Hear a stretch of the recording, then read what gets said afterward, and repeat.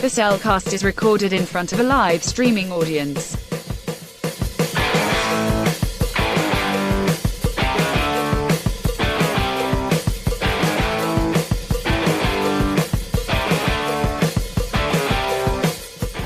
Hello and welcome to another episode of The Cellcast. Joining me today is a man who, well, he's feeling a little fuzzy lately. Welcome, Jacob.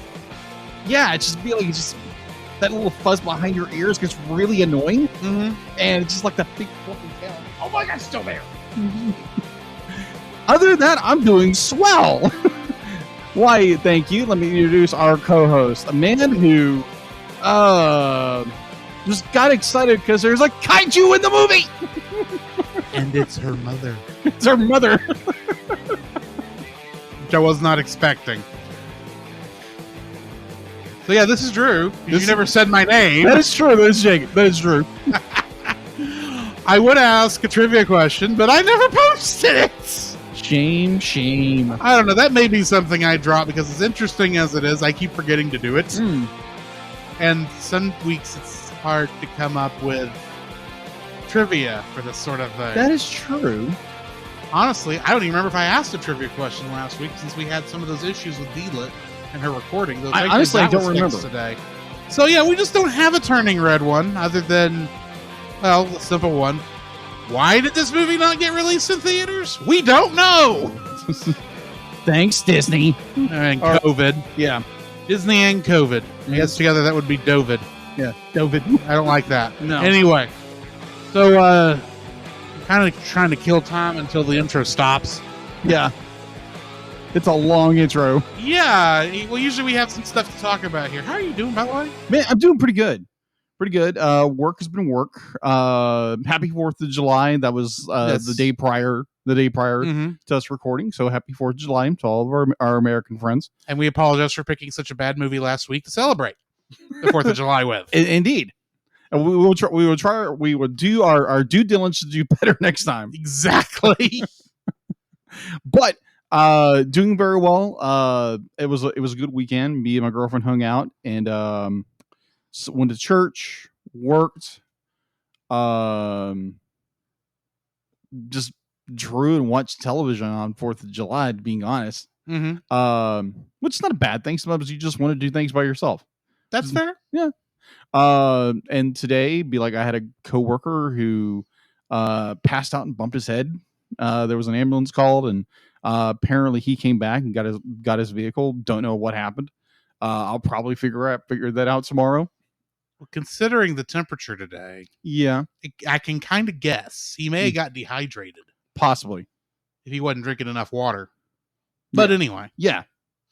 So yeah, that's been my day in a nutshell. I got home, I started doing notes for the podcast, and got done in a fairly decent hour. Yeah, this was an easy one to research compared to last week. True. But anyway. Yeah. We also did something with Retro Rewind. I was going to bring that up here in a bit, but yeah, we are on one of their backup episodes that will get played eventually. After their other backup episode he forgot he had recorded gets played, probably. But whoops, it'll happen. So yeah, we'll post that when he shares it eventually. True. So how are you doing, Drew? Fair to middling. I had a nice restful weekend. Got a little bit of work done on our on my side project that's released to the main RSS feed of Untangling Kingdom Hearts, which for some reason I keep wanting to call Understanding Kingdom Hearts, but that's not as creative a name as Untangling, so true. Not going there, even though I accidentally did that when I first posted episode 0. Anyway, yeah, I did listen to I think I listened to most of it. It sounded really, really good. Yeah, I got it. All that episode 0 though is just me introducing what the franchise is. Yeah. The next episode that's coming out, well, as of this recording tomorrow, for everyone listening earlier this week, I'll be starting Unchained Key or Union Cross or whatever we're calling it this time because it's got 3 different names for reasons. Yeah. But introducing that, I actually thought for that first one on that one, I was going to actually just do a scene, but I got to realizing, oh, look, I'm already at 15 minutes. Time to cut here. we'll get to the next one next time. Yeah. So yeah, I mean I'm enjoying doing that. Okay. That was some fun. But Jacob, I have a question for you, sir. What have you been watching?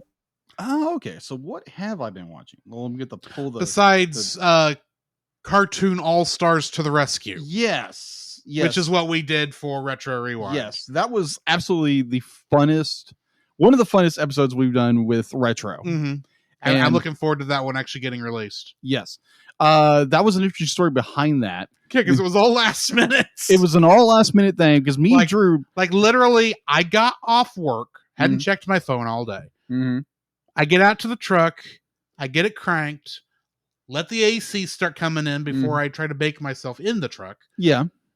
I look down at my phone, and I see a note from Paul or someone that their episode that they were going to record that night was postponed. I'm thinking, oh, that's a shame.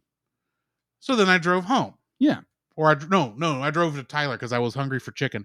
And I get parked, and I look down at my phone again, because I was going to get ready to find the book I was going to read while I was eating. Right. And there was a link on Discord on our network, on our network's Discord private group that said, hey, we're recording a backup episode tonight. Who wants to jump in? And before I could ask, someone else had asked, well, what are y'all reviewing?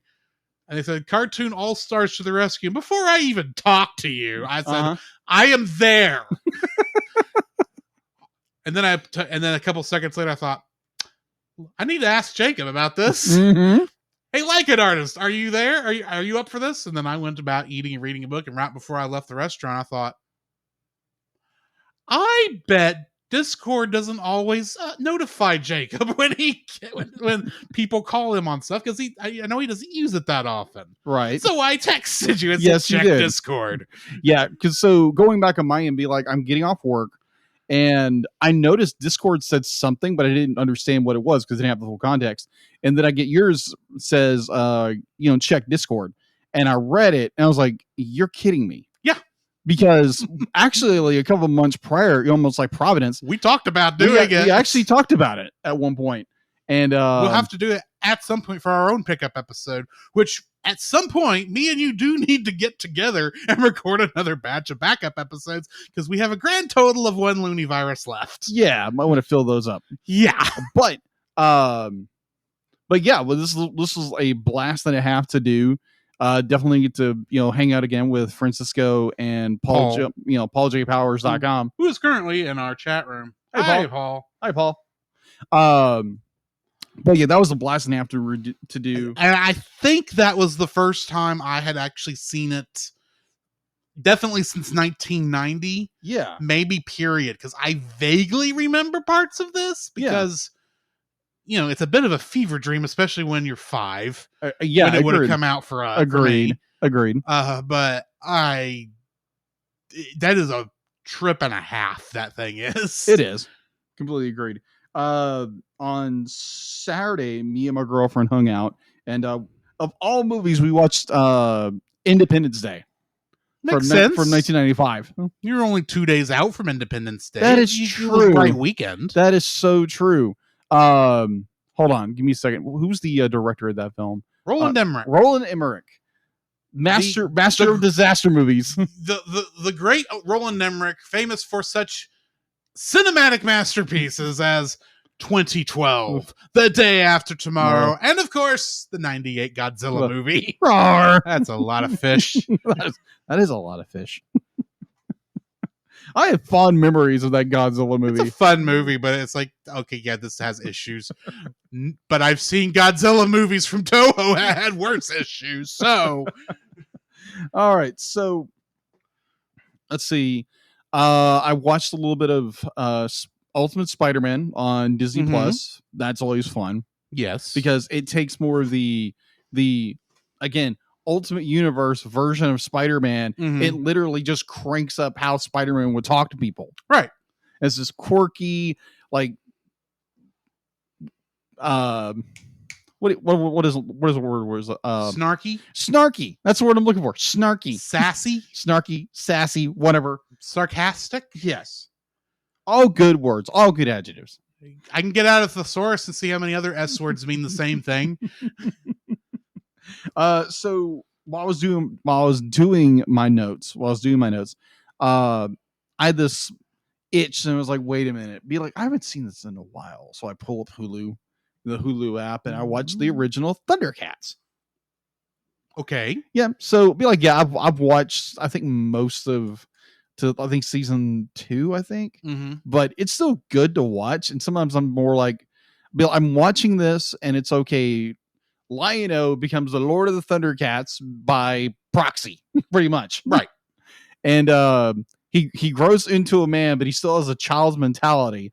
And the entire time, everyone's just giving him free reign to do whatever he wants, and he gets in trouble, and he can't defend himself worth a darn, and he has to call the other Thundercats to bail him out every single time. I remember, like, up to season 2, they were still doing it. I was like, is Lion-O ever going to do anything by himself? All I remember about the original Thundercats, because I was a little old, or I was a little young for that show when it was out. Right. By the time I would have gotten old enough, it was not on anymore. Right. So the only time I actually saw Thundercats was when it was on Cartoon Network in like the late 90s in the Toonami block before they filled it with anime. Right. And I just remember there was an episode I caught, like I happened to turn it on while the show was on. Mm-hmm.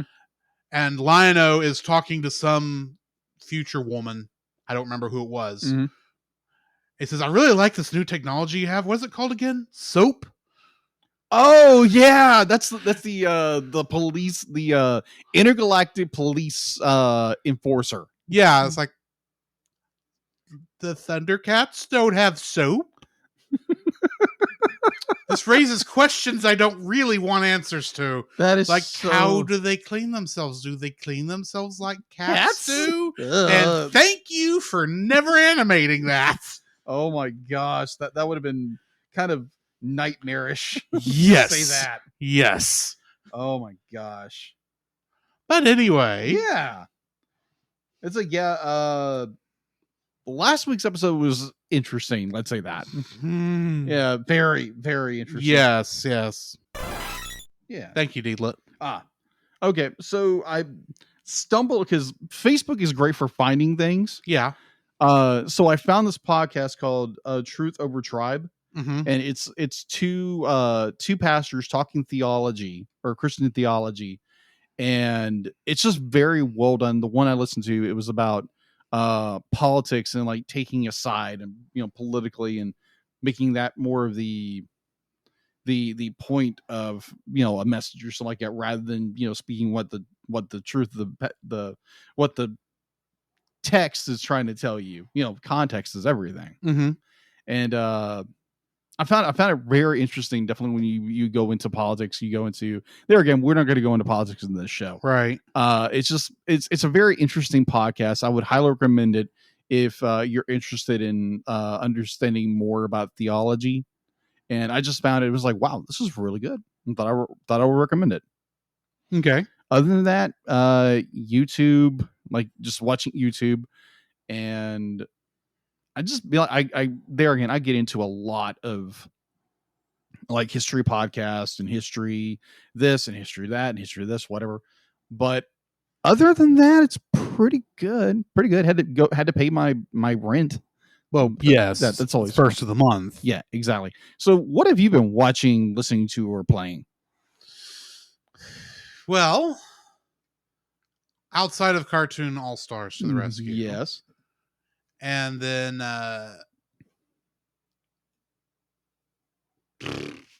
brain just farted.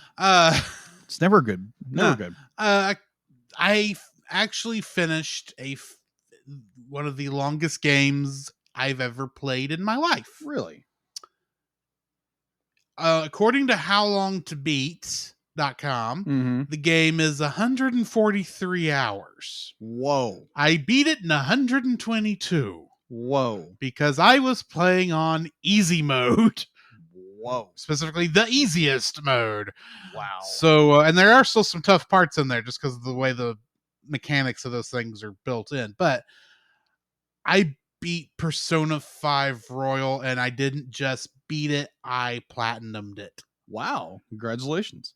which for those who don't know, on PlayStation, when you get all the little trophies they hand you, they give you another trophy that's the platinum level trophy. So yeah, I pulled that off. Wow. It's taken me 2 years Wow. to pull that off. So yeah, Congrats. there is that. Other than that, I've been watching YouTube channels. Nice. A little bit of Retro's Sattercade Adventure Saturday. Just a little bitty things here and there. Yeah. Keep me busy. Good. Nothing too. I mean, admittedly, now that I've got the secondary project, I've got even a little bit less time now. But along with actually watching the cutscenes for Kingdom Hearts Union Cross on my phone, Yeah. for that, I am also watching Playframes Let's Play of Union Cross when the game was still live, Nice. because I realized 2 episodes into recording for the gameplay that I was missing a lot of context, Gotcha. to the point where I wondered, am I watching is the list I'm going off of these cutscene orders being wrong? Or did they leave some stuff out? And yeah, they left some stuff out. Mostly it's like, here's why what's going on the screen is happening. Which is like, that's kind of the information I need to know at this point. Mm-hmm. Why did you make this hard to understand, Square Enix? But anyway. Right. So yeah, now I'm watching 2 things because I've got to keep up with both, because I'm going to be reviewing going forward. I'm going to say, here's where the game tells you, and then here's what you missed, kind of a thing. Gotcha. It's going to be kind of silly, but that's how I'm doing that. And other than that, I've mostly just been, like I said, I've mostly just been watching YouTube. Okay. I have gotten into playing City Skylines, which might be a mistake. Cities Skyline. That sounded really weird when I first tried to say it. Yeah.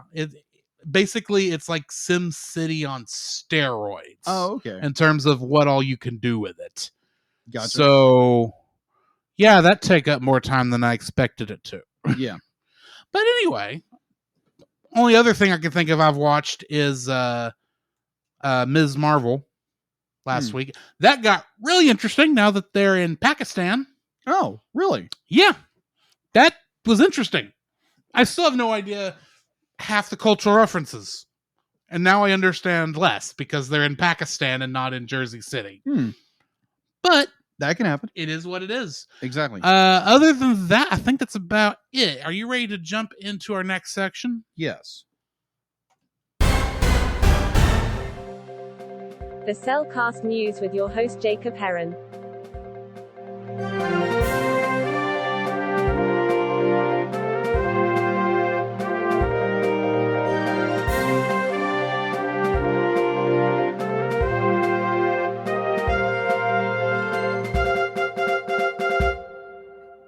Why, thank you, Dila. And going into the news, Disney Plus released their first image for their new series, Zootopia Plus, coming out November 9th, 2022.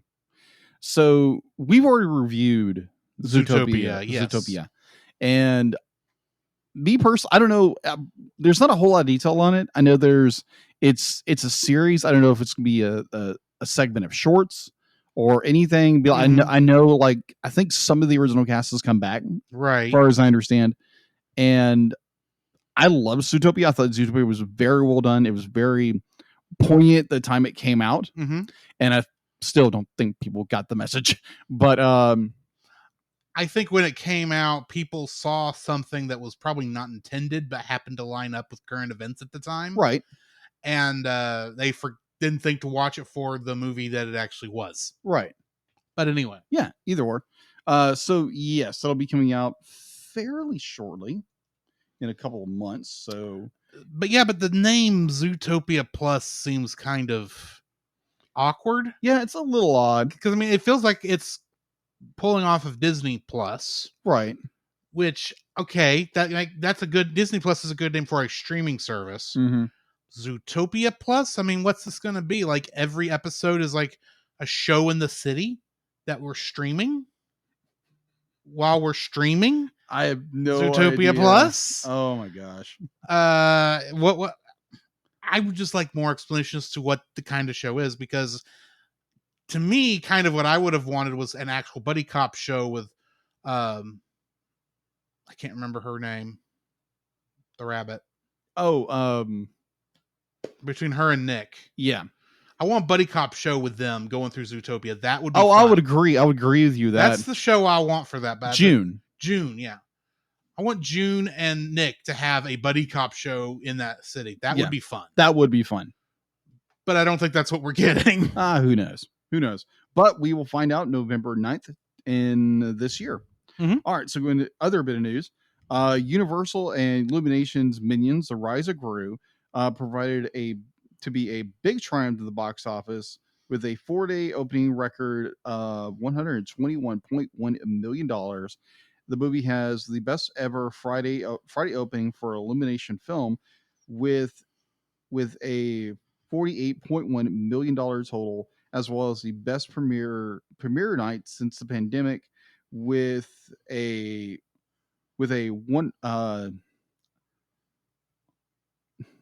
$10.8 million on Tuesday. Now going into a movie that is going direct to video. And I think this is a first for Warner Brothers Animation.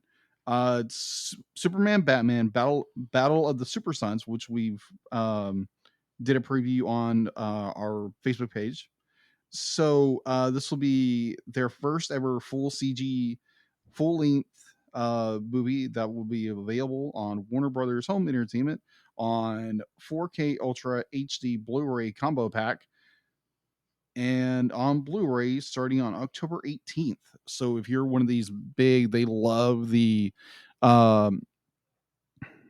DC animated movie universe, be like, yeah, they'll probably go jump on this in a heartbeat. Right. And I know we've done Batman Long Halloween. I know that. Yes, we did both part 1 and part 2 of that. Yeah, we did. Which is good. It was good. We did that with Dallas over at Geek Devotions. Geek Devotions. Thank you. So go check that episode out, or episodes out. And then the one that got me when you mentioned it, I think last week, I think. Okay. Something about a human typhoon. Oh, yeah. Trigun. Yeah, Trigun. I forgot about Trigun. I mentioned it, but apparently it didn't make the news rounds until this week. Yes, I think I saw it on recording day. Yes, and that's why I mentioned it. Yes.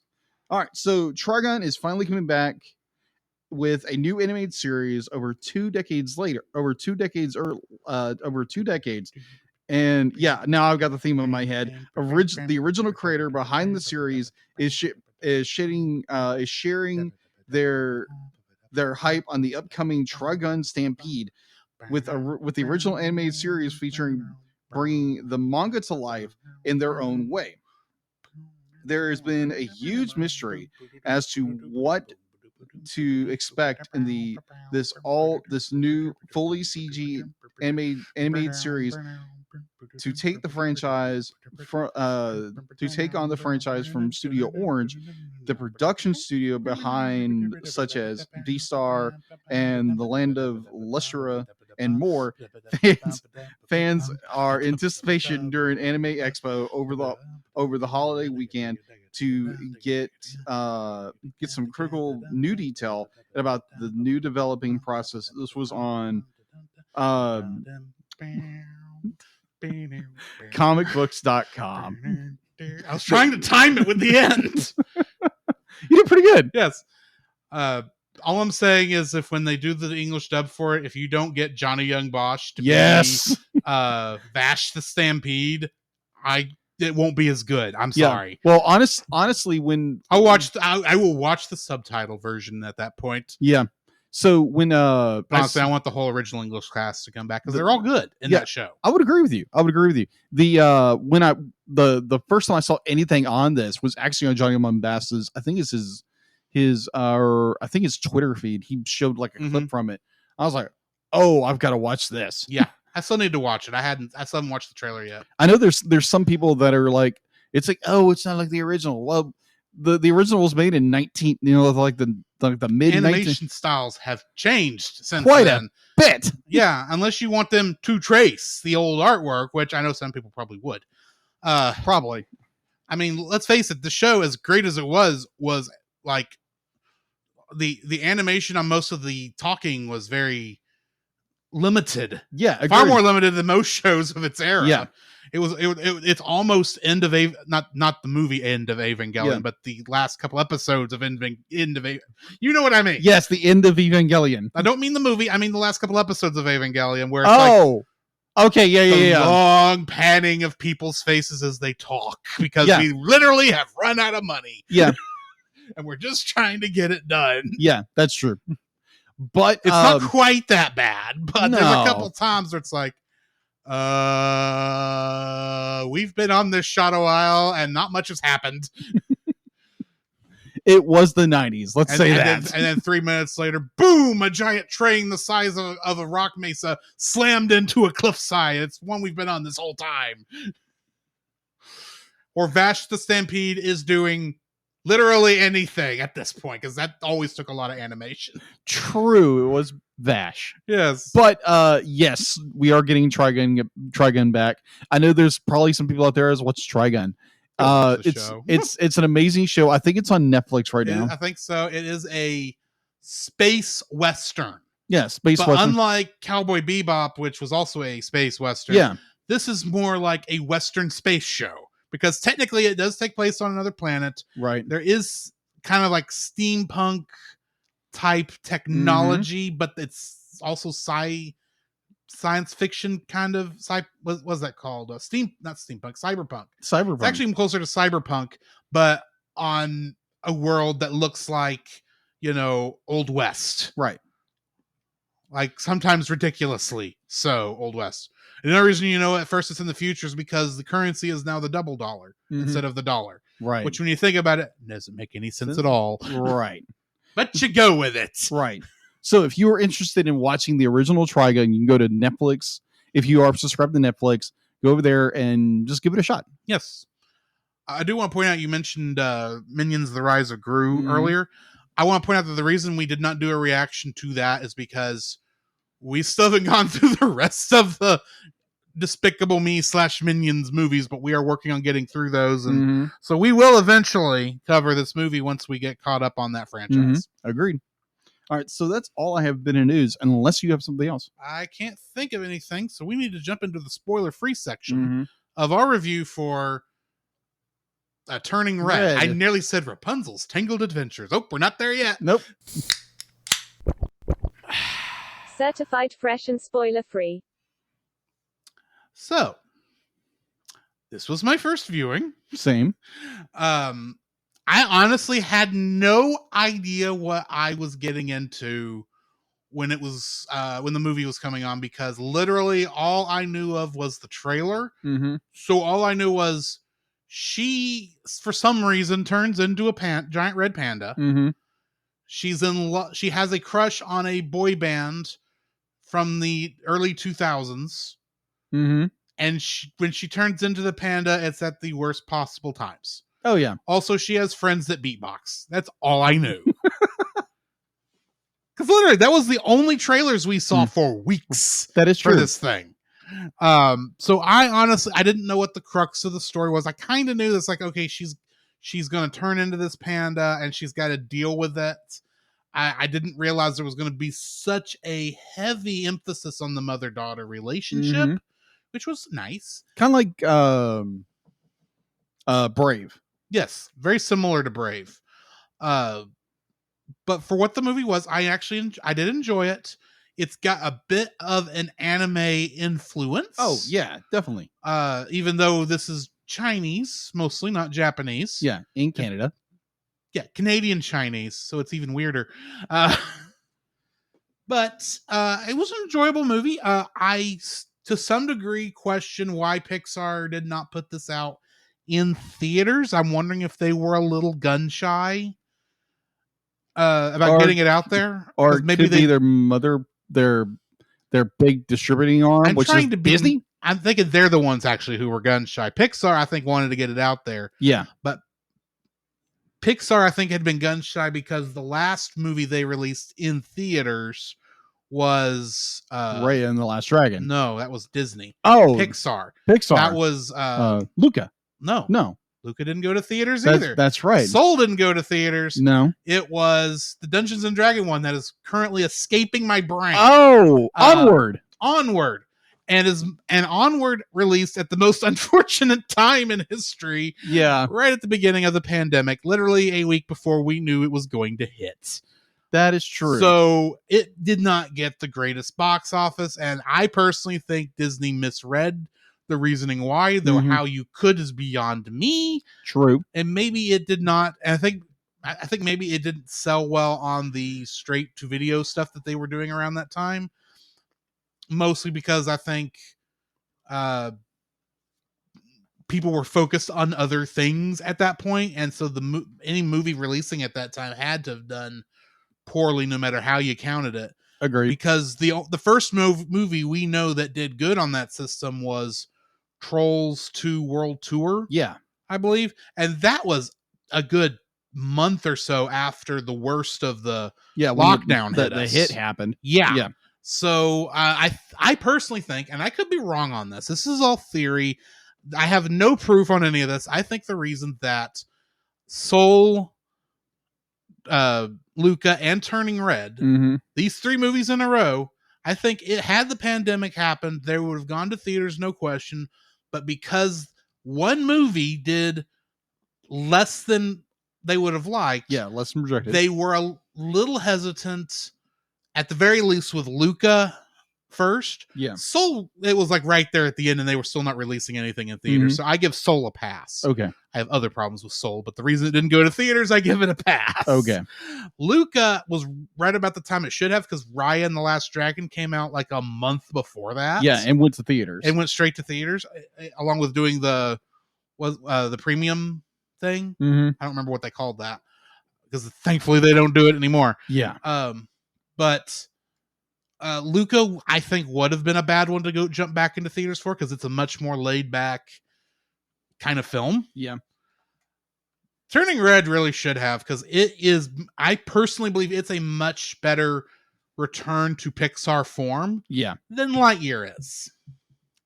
I can see that. How is that for a hot take? Yeah, I agree. Because as much as we enjoyed Lightyear, I think the reason they thought it would do better was because it was Buzz Lightyear and connected to Toy Story, while Turning Red they may have thought was a bigger risk. Yeah.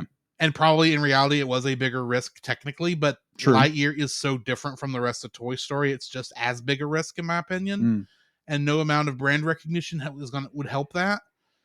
And honestly, I think Turning Red would have been the better option, and actually probably would have helped Lightyear get a better boost, because people would have felt better about going to a Pixar film in theaters again after Turning Red would have done, I think, fairly well. Agreed. Because I think it would have done as well as Frozen did. Okay, so we'll get into that but that's just an opinion. Yeah, agreed. Okay, so yes, this is. Are you finished? Yeah, I'm done. Okay, good. I didn't want to cut you off in any fashion or form. That's fair. So, there again, this is my first viewing of this film. I have a physical copy of it from Disney Movie Club. I've got a physical copy of it somewhere, but I watched it on Disney Plus because that was faster to get to. True.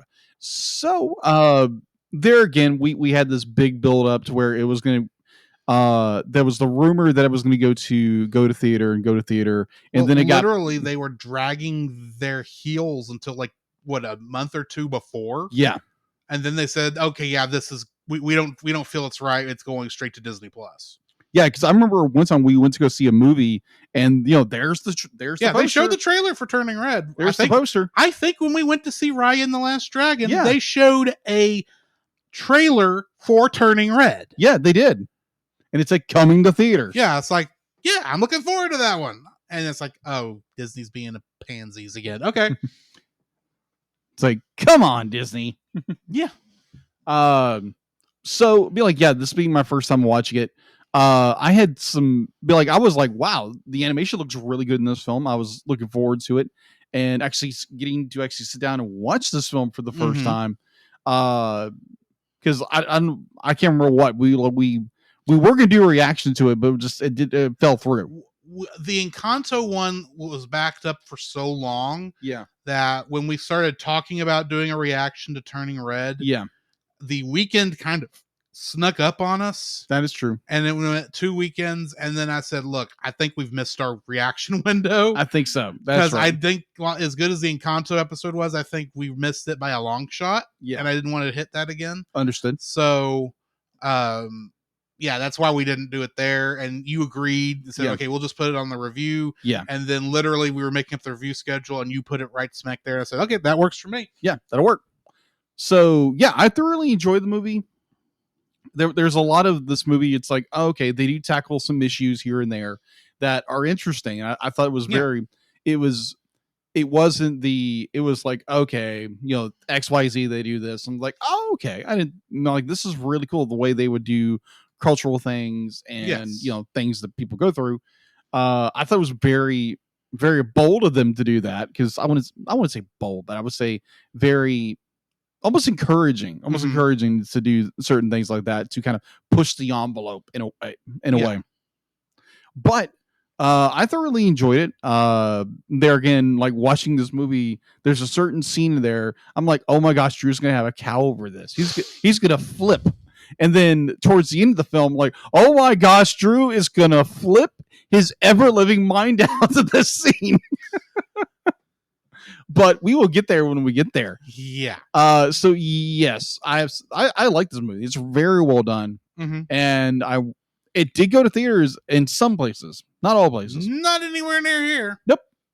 Or we would have gone and seen it. Exactly. Because that was before a lot of the short events were hitting the theaters around here. Mm-hmm. For reasons unknown to us. Very true. But anyway. All right. So, are you ready to jump into the spoiler-filled section? Exactly. All right. Well, Deela, give us an ad read and we'll bump into this. The Cellcast would like to thank the following patrons: Josh Adams, Ashley Cronin Bitter. To get your name on the show, plus uncut episodes, early access to the Cellcast Plus reviews, and special art from Jacob, please donate to us on Patreon. This podcast is a proud member of Culture Box. Whether you enjoy geeky reviews, comedy, or original fiction, you can open up the Culture Box and find something excellent for your soul.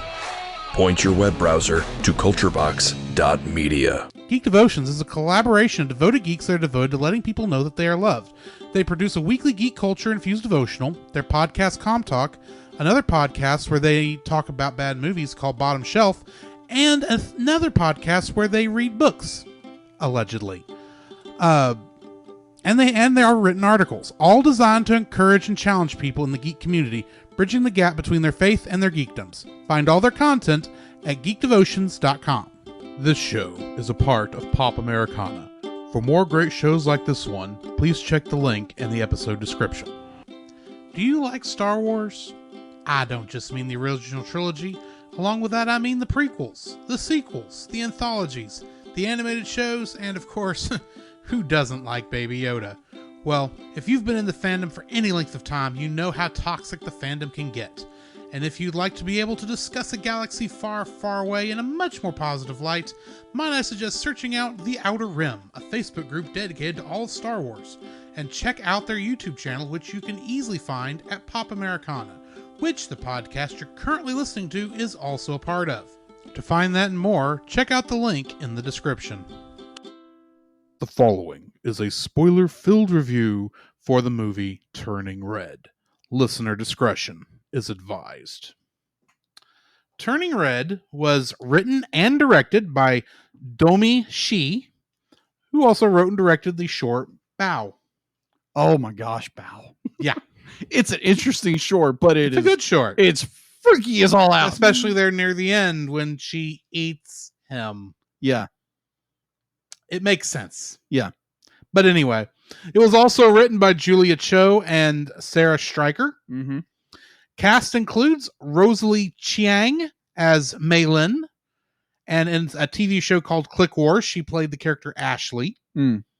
Sandra Oh was the voice of her mother Ming, and she was Varana in Raya and the Last Dragon. Ah.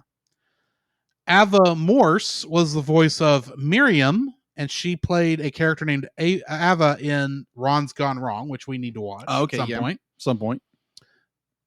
Hyan Park was the voice of Abby, but she is most of the time a storyboard artist, which she did on Soul and Toy Story 4. Oh, okay. This next name, I know I'm saying this now, considering I've already passed some harder names to pronounce, but I will apologize for this one if I do mispronounce it, because it appears to be mostly consonants. Matreyi Ramakirshnan was the voice of Priya, and in My Little Pony Tell Your Tale, she played Zip Storm. Okay. I know nothing about this before you ask. Okay, got it. I wasn't going to ask. Orion Lee was the voice of Jin, and in something called First Cow, he played King Lu. Wai Ching Ho played Grandma, and she was Madame Zhao in Daredevil.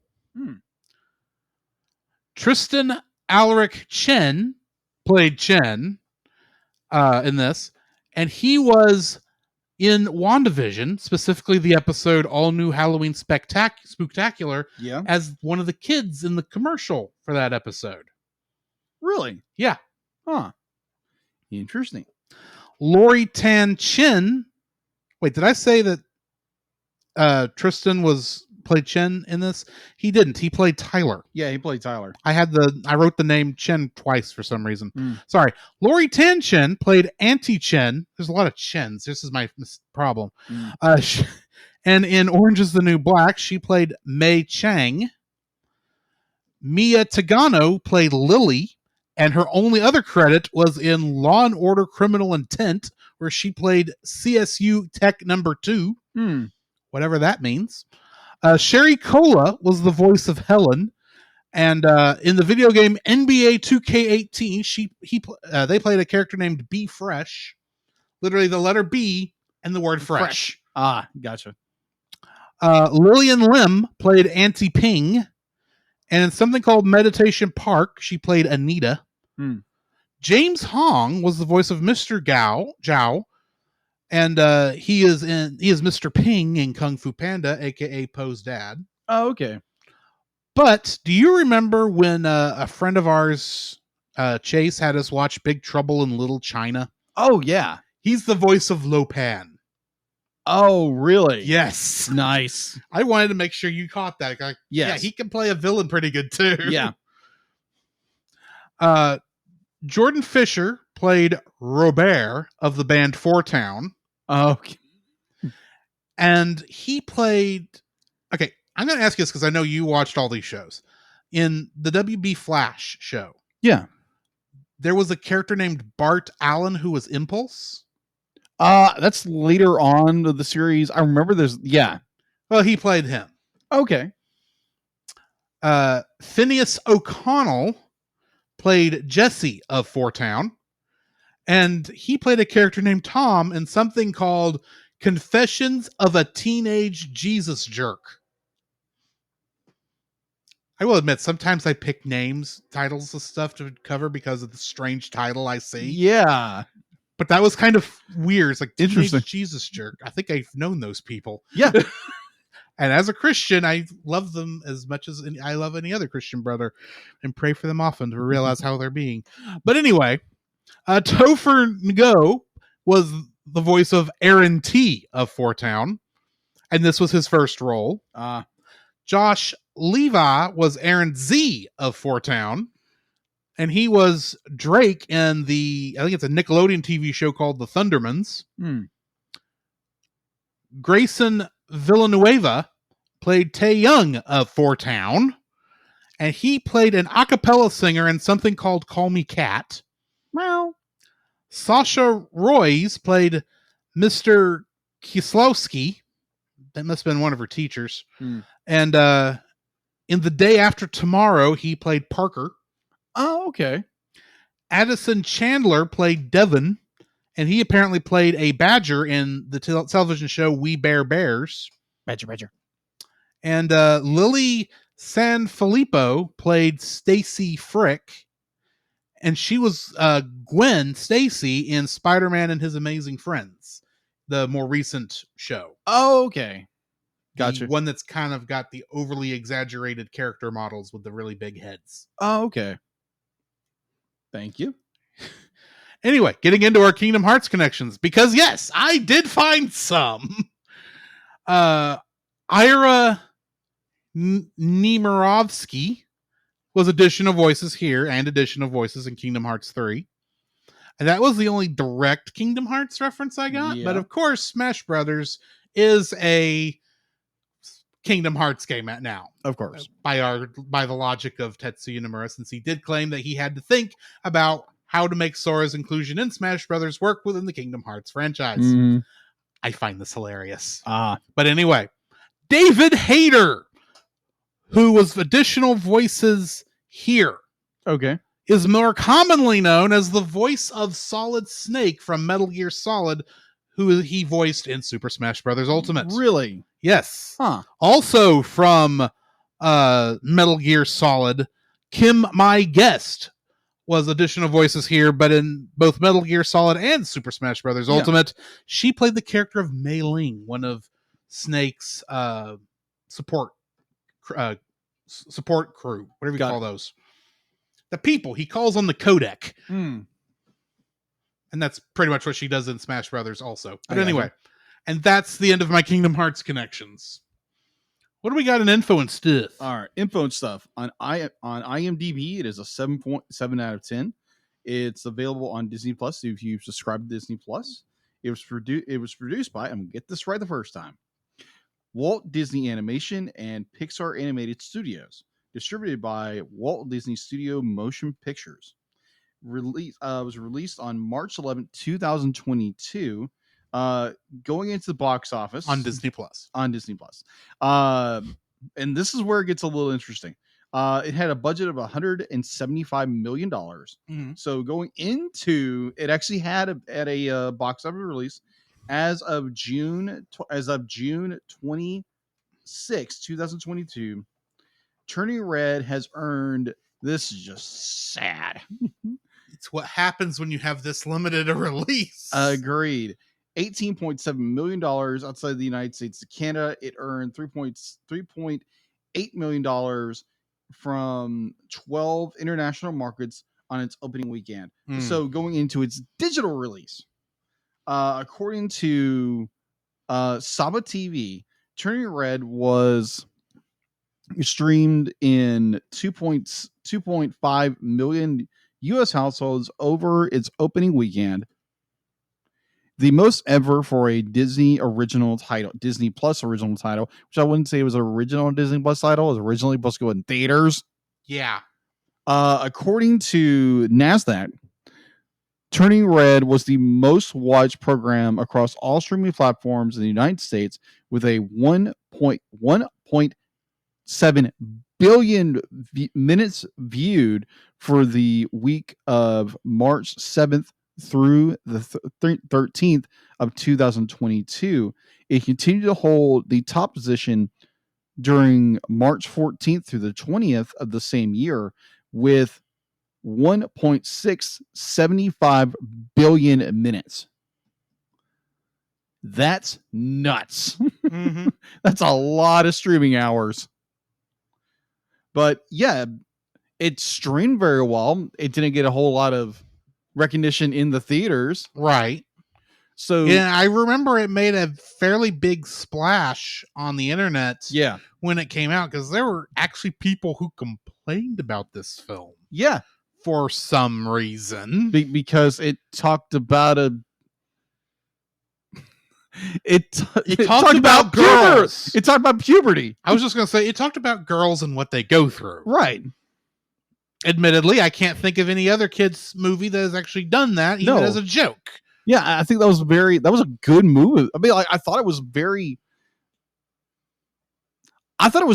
They thought she became a woman. Instead, she became a panda. Yeah. Literally, though, the beast within. Yeah, literally. That could get me in trouble. Tame your tongue, son. Anywho. Are you ready for me to jump into the summary on Yes, this? jump in the summary. Jump in it. All right. In 2002 Toronto, 13-year-old Maylin Mei Lee, who lives with her parents Ming and Jin, helps take care of the family's temple dedicated to their ancestor Sun Yi and works to make Ming proud. She hides her personal interests from Ming, such as the fact that she and her 3 best friends, Miriam Mendelsohn, Priya Mangle, and Abby Park, are fans of the boy band Four Town. One night, when Ming, who is strictly overprotective, discovers May's crush on Devon, the local convenience store clerk, she inadvertently humiliates May in public. Which I'm just going to say, when I was watching that, Great. as exaggerated as they showed that, because it was a bit exaggerated, Just a little bit. because you're seeing it from her point of view. Mm-hmm. I thought, this has got to be a dream sequence. Yeah. This has got to be like her worst nightmare, and this isn't actually happening. No, it happened in the context of the story, which was good, actually. But anyway, later, May has a vivid nightmare involving red pandas. When she wakes up that morning, she has transformed into a large red panda. She hides from her parents and discovers that she transforms only when she is in a state of high emotion, though her hair remains red, causing her to go to school in a beanie. Ming initially believes May is experiencing her first period, but learns the truth when she gets into an argument with the school security guard, causing May to transform and run home in panic. Ming and Jin explain that Sun Yi had granted the transformation to protect her 2 daughters, and every female family member since then has also transformed when they came of age. This has become inconvenient and dangerous in modern times, so the red panda spirit must be sealed in a talisman by a ritual on the night of the red moon, the next being in a month's time. May's friends discover her transformation, but taking a liking to it, and May finds that concentrating on them helps control the red panda within her. Ming allows May to resume her normal life, but refuses to let May attend Four Town's upcoming concert. Instead, the girls secretly raise money for the tickets at school, exploiting the popularity of May's red panda form while lying to Ming. To cover the last ticket, May agrees to attend school bully Tyler Nguyen Baker's birthday party as the red panda. At the party, May is upset to discover that the concert will be held on her ritual night instead of the following night, like Abby said earlier, due to an misunderstanding. In the midst of her rage, she attacks Tyler when he insults her family, frightening the other kids. Ming discovers May's activities and accuses her friends of corrupting and taking advantage of her. Afraid to stand up to her mother while ashamed, May fails to come to her friend's defense. May's grandmother, Wu, her aunts, her cousins, and their neighbor, Mr. Chow, come to assist in her ritual to Ming's dismay. As May prepares herself, Jin finds videos she took of herself as the red panda with her friends and tells her she should not be ashamed of this side of her, but to embrace it. During the ritual, as May's red panda form is about to be sealed, she decides to keep her powers and abandons the ritual to attend the concert at the Sky Dome, where she reconciles with her friends. They discover that Tyler is also a Four Town fan. However, an enraged Ming transforms into a 100-foot red panda due to May inadvertently breaking her talisman during her escape from the temple, and disrupts the concert, intending to take May back by force. May and Ming argue about May's independence. As they quarrel, May accidentally knocks her mother unconscious. Wu, the aunts, and the cousins break their talismans to use their red panda forms to help drag Ming into a new ritual circle. May's friends and Four Town join in singing to complete the ritual, sending May, Ming, and the other women to the astral plane. May reconciles with Ming and helps her mend her bond with Wu, whom Ming accidentally scarred in anger at some point before sealing her red panda form years prior. As a result, couldn't move past her guilt. The other women conceal their red pandas and new talismans, while May decides to keep hers, with Ming accepting that she is finding her own path. Later, as the Lee family raises money to repair the damage caused at the Sky Dome, May and Ming's relationship has improved as May balances her temple duties, where her red panda is now an attraction, with spending time with her friends, now including Tyler. Because of course. Of course. Getting into the trivia for this. The number 4, as seen in the band Four Town, Right. is considered unlucky in Chinese culture, I heard about that. as it sounds similar to the word for death in both Mandarin and Cantonese. Wow. Okay. Yeah. And there that part. The family's nickname for Maylin, Mei Mei, is Mandarin for little sister. The temple was inspired by the Bok Kai Temple, a historical landmark in Marysville, California, that was built by the local Chinese community in 1880. A special thanks is made for them in the credits. Ming was originally planned to have been incredibly happy that Mei turned into a red panda due to it being a good luck charm for the temple, and would have planned to monetize Mei's red panda form for profit. This direction for Ming was scrapped due to Domi Shi, the director, feeling it made her too much of a one-note villain. I like to point out that's what she is at the end of this film, but they're on better terms. Yeah. But anyway, as explained in various interviews, director Domi Shi took inspiration from 4 Japanese anime regarding the film's creation, namely Fruits Basket from 2001, Ranma 1/2 from 1989, Sailor Moon from 1992, and Inuyasha from 2000. The first 2 in particular share themes of adolescence and transformations and wacky situations with the film. Ah. A lunar eclipse actually did occur on May 26, 2002, one day after the events of the film's climax. However, it was not easily visible from the Toronto area. Really? Mm-hmm. That's cool.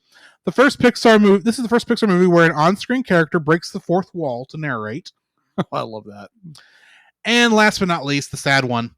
This is Pixar's 3rd feature film after Soul in 2020, Luca in 2021, not to feature a vocal performance from John Ratzenberger. Sad. Pixar, what are we going to do with you? And I believe Lightyear was number 4 on that list. I miss John Ratzenberger in Pixar films. Maybe he is getting a bit old to do that anymore, unfortunately, but I like me some Cliff Clavin. Yeah. True. But anyway. Yeah. Jacob, what is your first like for this film? My first like of this very furry film. Oh my gosh. And this was the one that got me, and I kept thinking of my good friend. It's a kaiju movie. Oh, Christ, it's a kaiju panda movie. It is a kaiju film. Yes, it is. To some degree. Some degrees. More accurately, it has a... Well, no, it is a kaiju film. Yes, it is. Because no matter how you count it, even Mei in her normal red panda form, which is not as big as Ming is in her red panda form. Oh my gosh. Is still technically a kaiju. Very true. And all of the ants and the grandmother are all kaijus. And you get it was... I did like that. Yeah. Continue. Oh, it was just like... I didn't want to step on your tail. No, yeah, because that would just hurt. Yeah. So just like I enjoyed that aspect because it was like, because watching the first time when Mei gets angry and turns into the red panda, and she's so embarrassed she just has to run home, and she's going over destroying everything. I'm like, oh my gosh, she's a tiny kaiju. Well, I remembered one of the other trivia things that for some reason I didn't put on there. Mm-hmm. Apparently, when they were first trying to describe this film to start advertising it, they described her as the Incredible Hulk, but furrier. Yeah. And cuter. Yeah. Anyway. Panda smash. Boom. You won't like her when she's angry.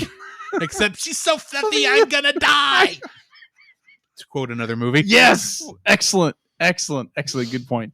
Just these points where Mei transforms into the red panda, and when we hear the conversation with her father and describing to Mei, it's like, your mother was like, her form was pretty big, big, and you're sitting there going, well, how big was it? Was she just like bigger than Mei? Like, was she like 15 feet, 20 feet?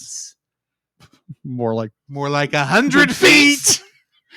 So when she finally gets angry enough, her talisman breaks, and it's like, oh crap, this definitely turned kaiju. Yeah. And it was just like, I love that aspect because they took something that you primarily see in Japanese films now of the kaiju or animes or whatever. We are at least starting to see kaiju we are getting American made kaiju films now. Pacific at least Rim. With the MonsterVerse and Pacific Rim. Yeah. So yeah, I just thought it was a very interesting aspect. Definitely when we get to Mei-Mei's mother, who is just massive and destroys destroys the stadium. Yeah. And I thought that was it was very unique. It was so well done, and it was oh my gosh. And the fact that Mei decided to keep her panda, and I'll get into that later, but it was just it was like, oh wow, that's a different direction. I didn't expect them to go the whole, the kaiju route with this. And I was just wow. Because there was nothing really pointing to that even being a focus. Yeah. It's just that, okay, she turns into a giant red panda. She's a monster. Except not. No, she's a human. She's been cursed by the only thing I assume from a Western idea is got possessed by a demon. Except she didn't. No, she didn't. She was still in control of herself. In fact, she was probably more real after the panda transformation than before, because she literally lost control of herself. Yeah. I guess more like an ancient spirit or something, like you would call it. Maybe. Because that's the way they kind of describe it as, kind of like a spirit.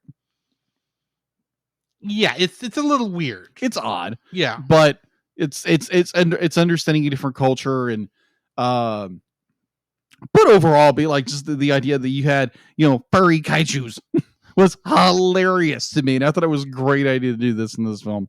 So yeah, that's my number one. What's yours? I'm going to jump off yours and say it's a kaiju film. Thank you. I knew it would be your number one. The thing is about this as a kaiju film, it is not a Godzilla style kaiju film, because while there is a giant monster at the end of this that does have to be stopped, and it does destroy an important landmark of that area, in this case, the Toronto Sky Dome. It's not the focus. Agreed. We don't even have a clue that there is even 100-foot red panda coming. No. Until it happens, which technically I guess works. But I mean, well, we did in a certain way when the conversation between Mei and her father. Yeah. It's just like, oh, she's just big. And the fact that Ming's mother, Mei's grandmother, does have a pretty big scar on her face. Which they never actually say is from... Yeah, but it's implied. Ming, but it's very heavily implied that it is. And from Ming's point of view, I understand why she wanted that sealed. But for all of the rest of them, especially... I don't quite understand why they... I get that it's inconvenient in the modern time to be able to turn into a giant red panda. Yeah. But the question I still have is, how long have they been we know how long they've been turning, but how long has it been an inconvenience? Obviously, when they were still in China, it was fine. Yeah. But when they came to America, the North American continent, because exactly how Ming's family got to Toronto is not exactly gone into. Because we know her grandmother is down in Florida. So they're Canadian, she's American. Anyway. Right.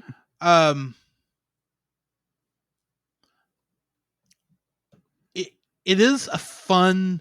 We do get a lot of good destruction and got a lot of good fights. And admittedly, I only know of maybe one or two other kaiju that have fur on them. And one of them is King Kong. Wow. Wait. Oh, yeah, King Kong does have fur. That's right. King Kong does have fur. But he's like the kaiju that's been grafted into the kaiju fandom solely because he fought Godzilla twice. True. Originally just once, but that was changed recently. And then there's another one in one of the other Showa era Godzilla movies. I can't remember which one. I think it's Godzilla versus Megalon. But there's a King Caesar in that one that is actually a cat kaiju. Really? Or a lion kaiju, technically. Got it. That came up. Of course, that one's just fun because Jet Jaguar. But anyway. That was, but yeah, this is definitely a kaiju film. You got a lot of that nice fun. And admittedly, I was not seeing it as a kaiju film Yeah. until the 100-foot panda became visible. Raises big Because the furry rest of ears. the time I was just looking as like, okay, she happens to turn into a monster. While that's kaiju by the actual definition of kaiju and not daikaiju, which is really what Godzilla and all of them are. Yeah. But we don't use the term daikaiju because no one knows that word over here. So what does daikaiju mean? Big monster.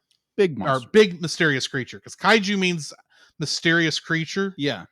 Daikaiju is great mysterious creature. Wow.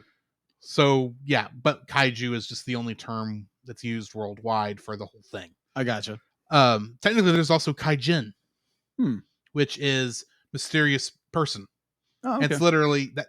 An example of that might be Dracula or Frankenstein would technically be maybe kaijin. Okay. But they don't actually. Well, except there was a Frankenstein monster in some over there. But anyway, that's all beside the point. Yeah. But yeah, I was not really looking at it like that. I was actually kind of looking at it more like the Incredible Hulk. I gotcha. More than that, which then now raises the question, is the Incredible Hulk a kaiju? I know who to ask. I would be Nate Marchand of the Monster Island Film Vault because he knows superheroes too. But anyway. Yeah, what do you think, Nate? What is your second like? My second like, actually, I titled it. It's Unleash the Inner Panda. Not in the way of not like Dallas, and not like a certain character voiced by Jack Black. You mean Poe? Yeah, Poe. Skadoosh. Yeah. Either or. I found this quote during my research, and I thought it was very well. It's actually a paraphrase from Sigmund Freud. And sometimes a red panda is just a red panda. That's not what he said. I know that. That is a paraphrase of that famous. That's line. What I just said. It's a paraphrase. Because he was talking about cigars. Yes. I didn't and know the less we get into that, the better. But you onwards with your point. Thank you. This is actually a quote from Michael Savlan from the Washington Post. He's paraphrasing Sigmund Freud. Sometimes a panda is just a panda. Sometimes it's a metaphor for an inner spark of creativity, a flame of originality that is to be cherished and not extinguished. And I love the idea that once Mei learns that be like this big family secret that like, oh, all the women in my family line be like turned into big pandas or red pandas. Yeah. And be like, have you seen a actual red panda? I've seen pictures of red pandas. They look like raccoons. Yeah. They're just they're similar to tanukis. Yeah. Which are panda dogs. Panda dogs. Yeah. I thought there would just be like also known as raccoons. Yeah, exactly. I think they're all connected is all I'm saying. Somewhat. But either or. I like the idea. It's like when she realized she embraces the panda or embraces the red panda, I find it's where she has to hold these family traditions, family values, or under this very strict discipline of her mother. Now I know a certain podcaster would not like this film because it's disobedient children. But she does face consequences, which he's fine, which saves that a little bit. Yeah, agreed. Of course, the consequence is being chased by a giant 100-foot red panda that happens to be her mother. But among other problems that arise. But it's embracing the weird, embracing the oddity of like being very nerdy or something like that, and just like embracing that and not being ashamed of the creativity you can be and the because a lot with our world it's just be like, oh, embrace this. Be like, to me it's like you embrace the inner nerd you are, what you love to do, and just embrace that and just because you never know, because the idea that maybe God placed that inner desire to be creative or something like that you can reach people with the gospel. Mhm. And I was be like, it's just sometimes with me, sometimes I really don't want to be a nerd, because there again, I've been described as nerd light by family members. Let's say that. Yes. And I was about to say, I was sitting here and going, you're nerd-ish, but I wouldn't say you're full-on nerd. Yeah, I'm nerd-ish, nerd light. Yeah. But so sometimes I kind of struggle with that, because I just want to be the normal person. Kind of like, maybe she just wants to be normal. She wants to be like everybody else. But once she realized, be like, oh, this red panda is actually really cool. Mm-hmm. And everybody seems to like it. Yeah. So it's just like embracing that the ability you have, rather than what the world tells you, or maybe your feelings are telling you, because your feelings are very fickle and they have a tendency of changing. But overall, it's embracing the inner creativity, embracing the joy you have for doing something, and not being ashamed of that creativity, or the all that other good stuff. So I found that aspect of this film very well done. So yeah, I thought I'll just bring that up. Okay. That's my number 2. What's your number 2?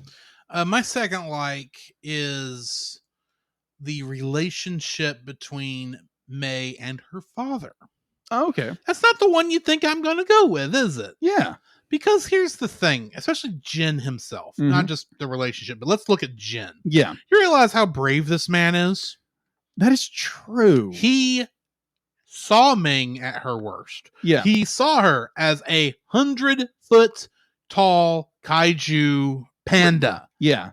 Saw her attack her mother to save him, admittedly, or to get him to back off of her.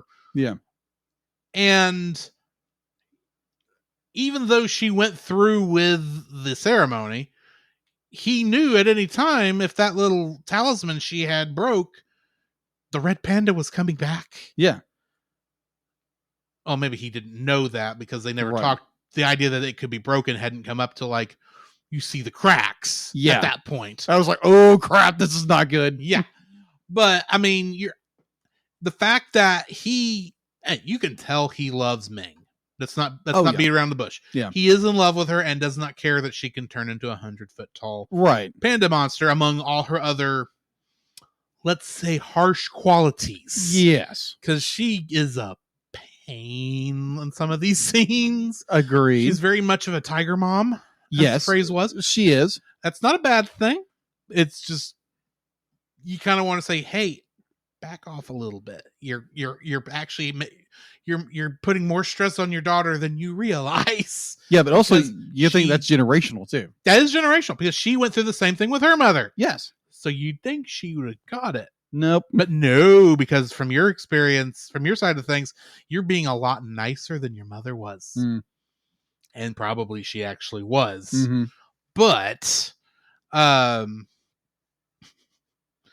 did like how it's very obvious that they're related. May and Ming are related. It's painfully obvious. Yes. Because they're almost the same character, but with a generational difference. And it's very obvious once you get to that other scene. But that's on a different like than not this like. Right. But the fact that, Jin feels, all this love for his wife is definitely on, wanting to support her and wanting to support his daughter. Yeah. Which puts him in an awkward position throughout most of this film, to where like 75% of his lines in the film are it's like, I don't really know how to answer here, because I'm in the middle and I can't I want to make pace, but I don't know how. Right. So when I thought that was just going to be the running gag. It's like, okay, he doesn't really have any lines. He's in the background. He's not going to be able to do much. Yeah. So that when he actually, is down in the basement, finds the camera and watches, the video of May and her friends singing and dancing along, transforming into the red panda, back and forth, blah, blah, blah. And then goes up and actually says, hey, I understand what you're going through. even if you go through with this ceremony, don't lose this part of you, because you seem happier here Mhm. than you seem than otherwise. Yeah. He's like, because he's being supportive of both of them. Yeah. The problem is they're both hard-headed. I wouldn't know anything about this. No. They're both very hard-headed, and they both want what they want, and that's why they're butting heads Mm-hmm. or paws, as the case may be. Mm-hmm. But I appreciated his character, because like, he is just like the normal human who got wrapped up into this thing. Mm-hmm. He wasn't scared away when he saw Ming transform the first time. Mm-hmm. He was well aware that his daughter was going to do the same thing one day. Yeah. To the point where it's he who actually spills the bean. Oh, it's like, oh, it happened. What happened? It's like, oh, it happened already? Really? It's like, and you just see the look on Ming's face. It's like, You had to say it. I was getting to that, because 5 seconds later, and we knew it was coming, Uh-huh. she's breaking up and she goes, wait a minute, what did you say? You knew about this? You knew I was going to turn into a giant panda? You didn't tell me? You didn't tell me about this? Well, I thought I had more time. Well, you didn't. The fur popped out. Yes. You should have recognized it was more than just puberty. Which actually does make me wonder if it's connected to puberty, actually. But besides the point. Yeah, it's puberty. That's how it's supposed to represent anyway. Yeah. But anyway, I love the how supportive Jin is both to Mei and Ming. Yeah. And even though he doesn't get to do a whole lot in this movie outside of be supportive, right, he still actually has a very powerful role in the film. Agreed.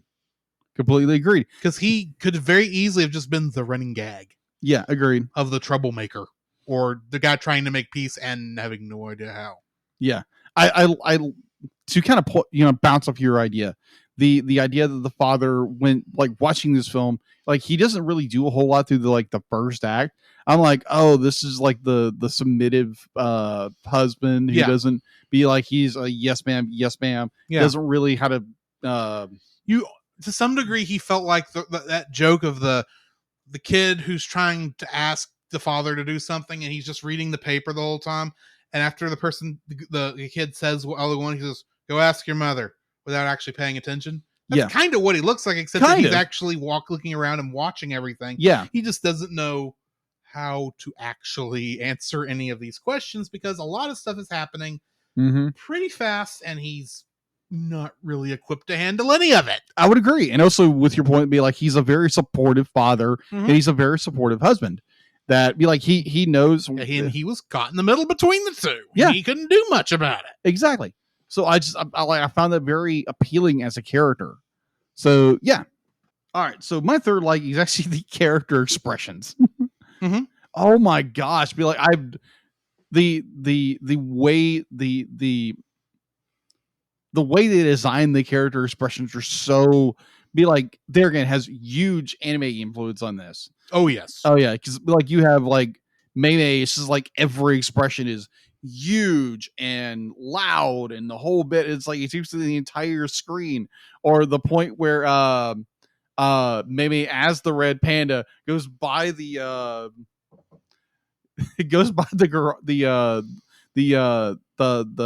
little grocery shop. Oh, okay. And she goes by as the panda, and she sees the guy, and she goes, this is nah. This is like great. Well, and she starts doing the thumper. Yeah, the thumper stomp. It's like, oh wow, she really does like this boy. But overall, be like every time you have a character expression, because it's be like the transformation is based off emotion. And so like anytime she gets mad or sad or like, gets like any kind of a like deep emotion, she can transform into the panda. Except for the support she has for her friends that kind of helps her calm down a little bit. Right. But just the amount of expressions that you have on Mei, you have on like every other character is so like overexpressed, and it's so colorful and lively, and it like brings a different element to the movie where like I would use the example of Luca. Luca does some very generic, common expressions, where here in Turning Red, it is just blown out of proportion. It's done very well. It's over exaggerated facial expressions, which make the character become more alive. It's like when Manny gets mad, be like her eyes are, big as saucers. Yeah. And it's just so well done. And like you find that a lot of anime, a lot of manga, and I find that very nice because I like to draw characters with very big expressions sometimes. And I just really enjoyed that. I was like, wow, they really cranked a lot of this up in this movie, and it's very well done. I really enjoyed it. So that's my number 3. All right. My third is actually the relationship between May and Ming. Oh, okay.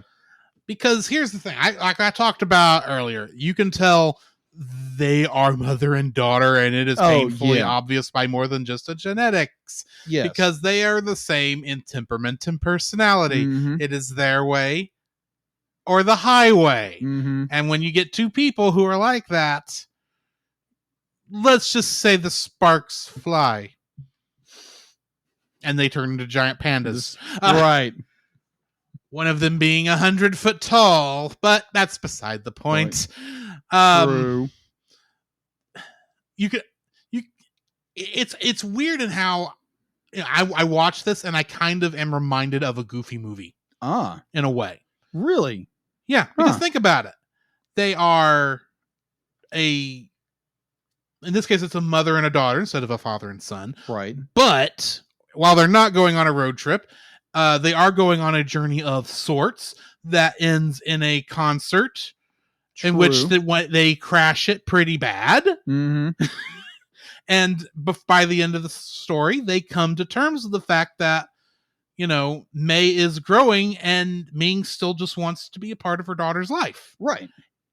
It's not the exact same story, but it follows a lot of similar themes of that story. And I like how the characters are, I like how you can tell they both love each other. Yeah. But they're not really good at expressing that love. Understood. And so, yeah, that's part of the reason I actually do like the characters of, I know I'm not going into this as much as Jen because I really have not much to jump off this. It's not obvious. Right. But yeah, Ming and May's relationship where you can tell they're both trying to do the right thing and love each other and still get their way. Yeah. All at once. I appreciated that you could tell that I appreciated the way that relationship was set up. I gotcha. Which now brings us to our dislikes. Agreed. What's your first? My first is now granted, this is an extreme nitpick and it's very early in the film. So I think it's one or two scenes where it's Maybay and another character, and it has to do with their eyes float a little bit within the frame of the eye socket, because you can very clearly and definedly see it where a character moves, but obviously the eyes don't move in the frame, but they do move. Yes, you can see where maybe the rigging wasn't exactly clamped down, to use the lack of a term, but you have this where Maybay moves and her eyes slightly shift where they're not supposed to shift. So there again, this is an extreme nitpick. There again, when you're a reviewer, you do these things. And I saw that and I was like, that was interesting. I guarantee an animator made a mistake there. Yeah. But it's just, you have one or two frames or one or two moments in the movie very early on. They obviously corrected it later on, where characters' eyes seem to shift a little. I'm not talking naturally shift, but the framing of the eyes go out of frame for fractions of seconds. So it's just one of those observations that I had, and just thought I would bring it up. Okay. What is your number one dislike? My first dislike. Our first dislike, yes, is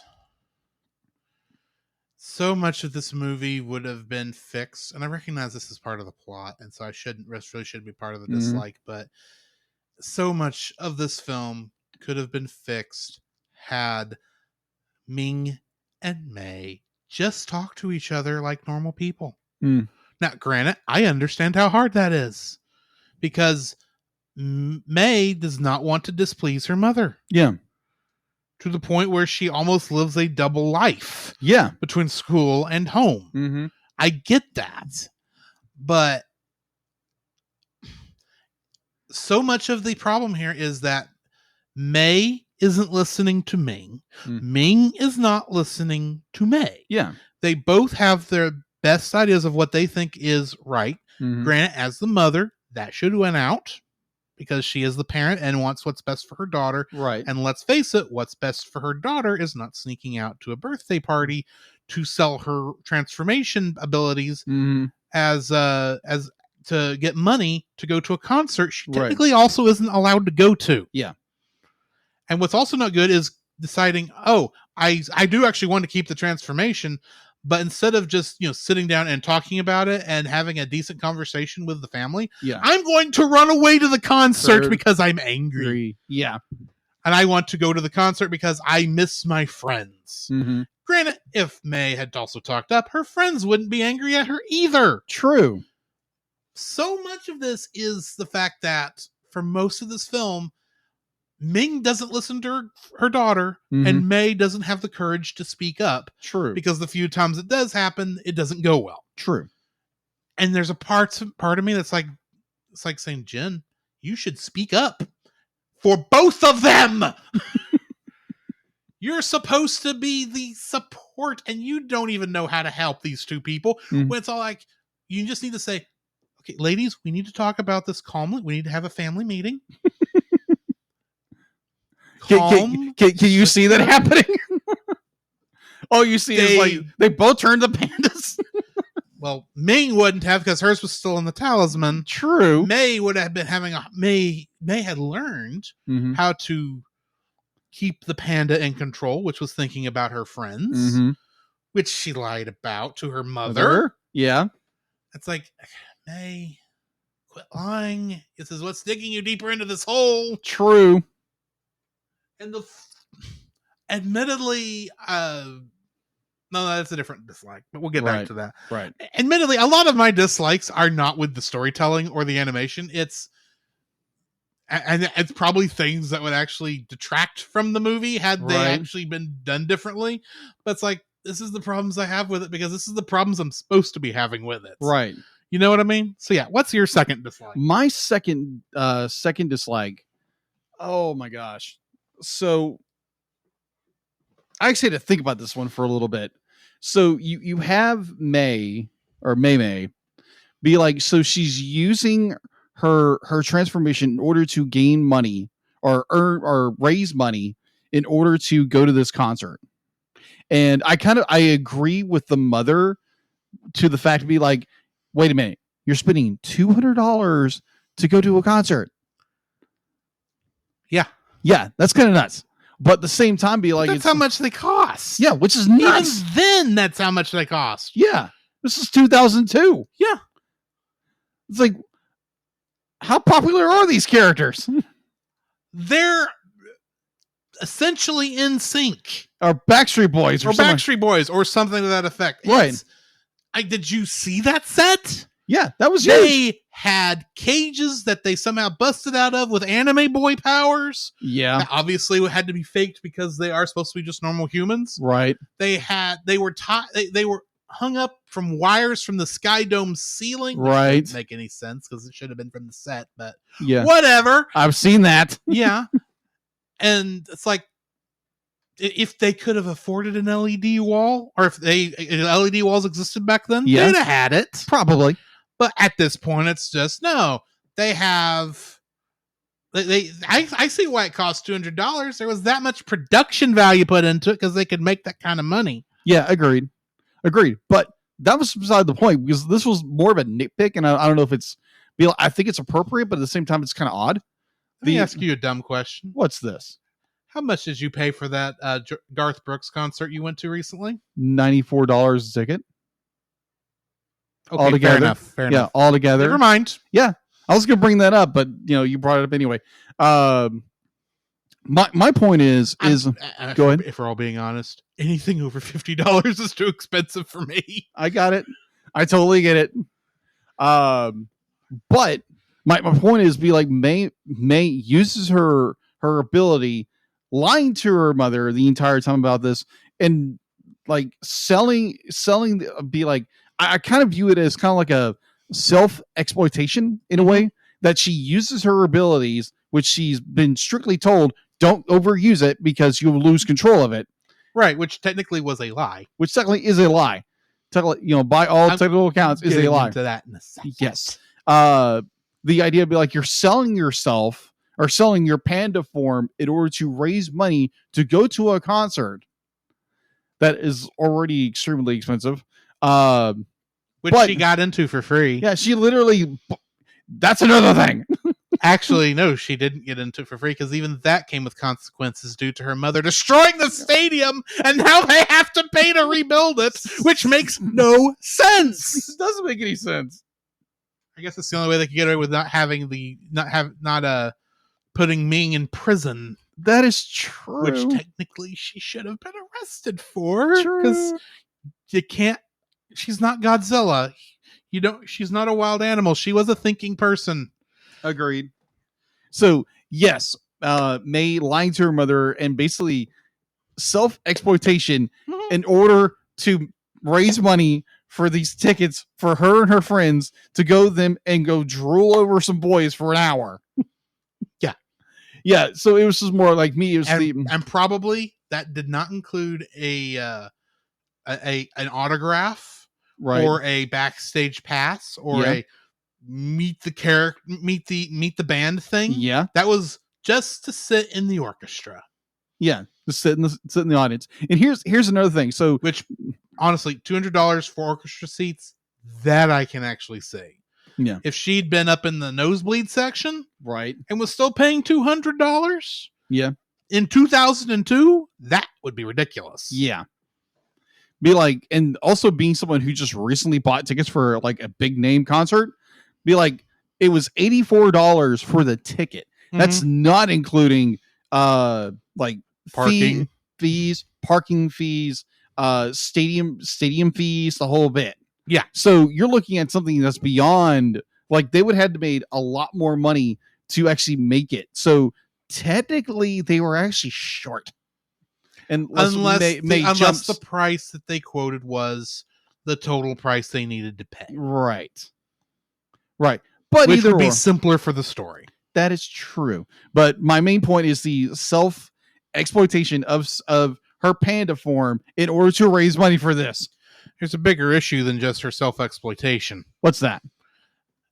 How does this blessing/curse actually work? Because here's the thing. Yeah, you turn into the panda when you've experienced a strong emotion. Okay, that part makes sense. Do you... Ming says the more you use the panda form, the harder the ritual is to actually perform. Now, technically, she was correct. Yeah. Which is, I've heard, is the best kind of correct. But here's the thing. The reason it was easier for the reason May did not go through it wasn't because she couldn't go through it. She could have given up, and she nearly did give up her panda form. Yeah. But she decided to keep it because she actually liked her panda form. She liked that part of herself. Yeah. Ming, her mother and her aunt, her sisters, didn't like their panda forms. Because it was inconvenient for their lives at the time. True. For their panda forms to actually be used. Yeah. Which then makes me wonder, did Ming have the whole story? Ming, admittedly, had the worst panda of all of them because she turned into a 100-foot kaiju of a panda. Yeah. While everyone else turned into human-sized pandas. I say human-sized, but a big 7 or 8 feet tall max. Yeah. and proportionally big, Furry. both furry and Girth. Girth, yes. Yes. I suspect that Ming didn't have the whole story because her mother didn't tell her the whole story. Yeah, if Ming had transformed into her kaiju form more often, maybe she would have fallen in love with it the way May did. Yeah. But Ming's panda is also a lot more inconvenient than everybody else's panda. True. Because she goes 100 foot. They all go 8 foot. Yeah. So I suspect that Grandma didn't tell Ming the whole story, and Ming could only pass on what she said, which means throughout most of this movie, Mei is going through, is dealing with bad information. Okay, that makes because sense. the entire line of what they need to know about this thing is false information. Now, granted, we also don't know if Grandma had the full story. We also don't know if she was the first one to decide not to have the panda anymore. We don't know how far back the panda became inconvenient enough that they came up with, they found this ritual to seal the panda. Yeah. We don't know. Yeah, we don't have all the information. We don't have all that information. Right. But I wonder how far back they've been dealing with this misinformation. If they thought, oh yeah, if you use the panda, it starts getting harder and harder to not to seal it to the point where it may not go. And they're sitting there going, the reason she can't get rid of the panda isn't because she can't get rid of the panda, it's because she doesn't want to get rid of the panda. The panda is who she is. Yeah. And she's fine with it. The bigger question is, why aren't you fine with your pandas?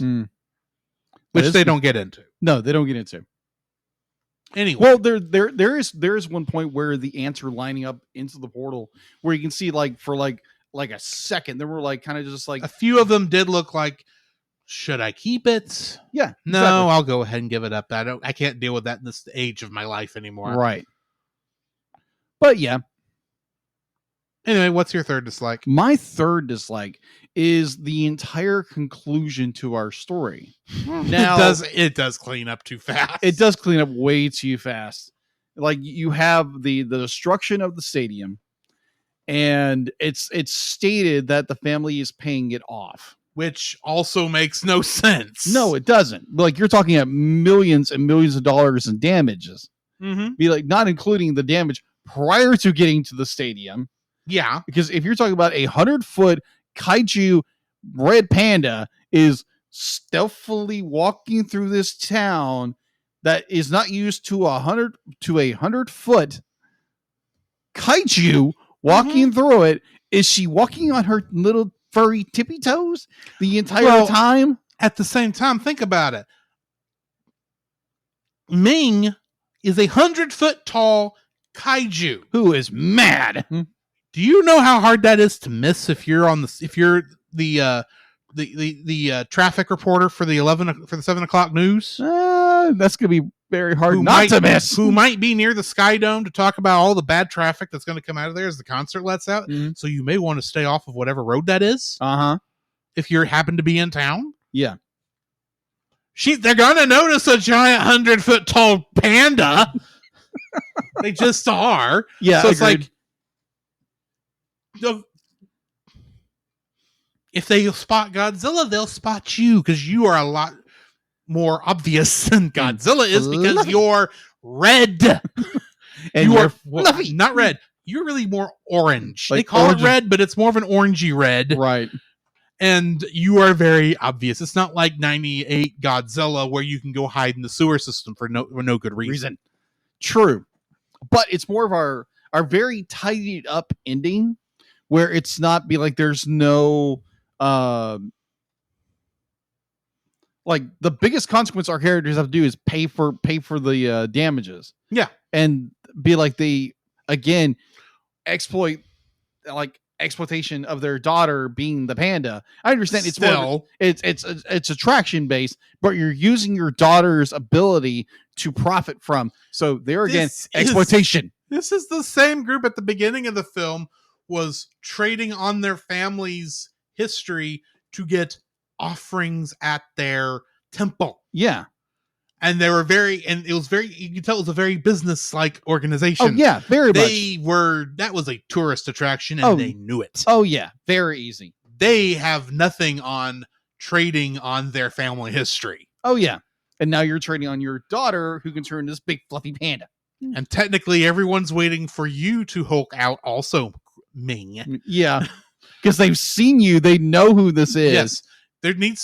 There has to be a sequel at this point where somebody is trying to capture May to do some sort of scientific experiment. that'd on be her. hilarious. And Ming has to break the Tamagotchi now, but that's a lot harder because it's made of plastic.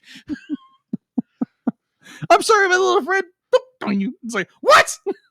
And all of She a throws sudden, down and doesn't and all break. of a sudden, 100-foot kaiju panda roams the north. I don't know where Toronto is.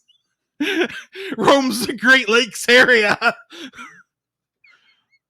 I will say I did like the joke where Abby, I think it's Abby. Hmm. Is Abby the Korean girl? Yeah. Yeah. Abby says, Toledo? What's a Toledo?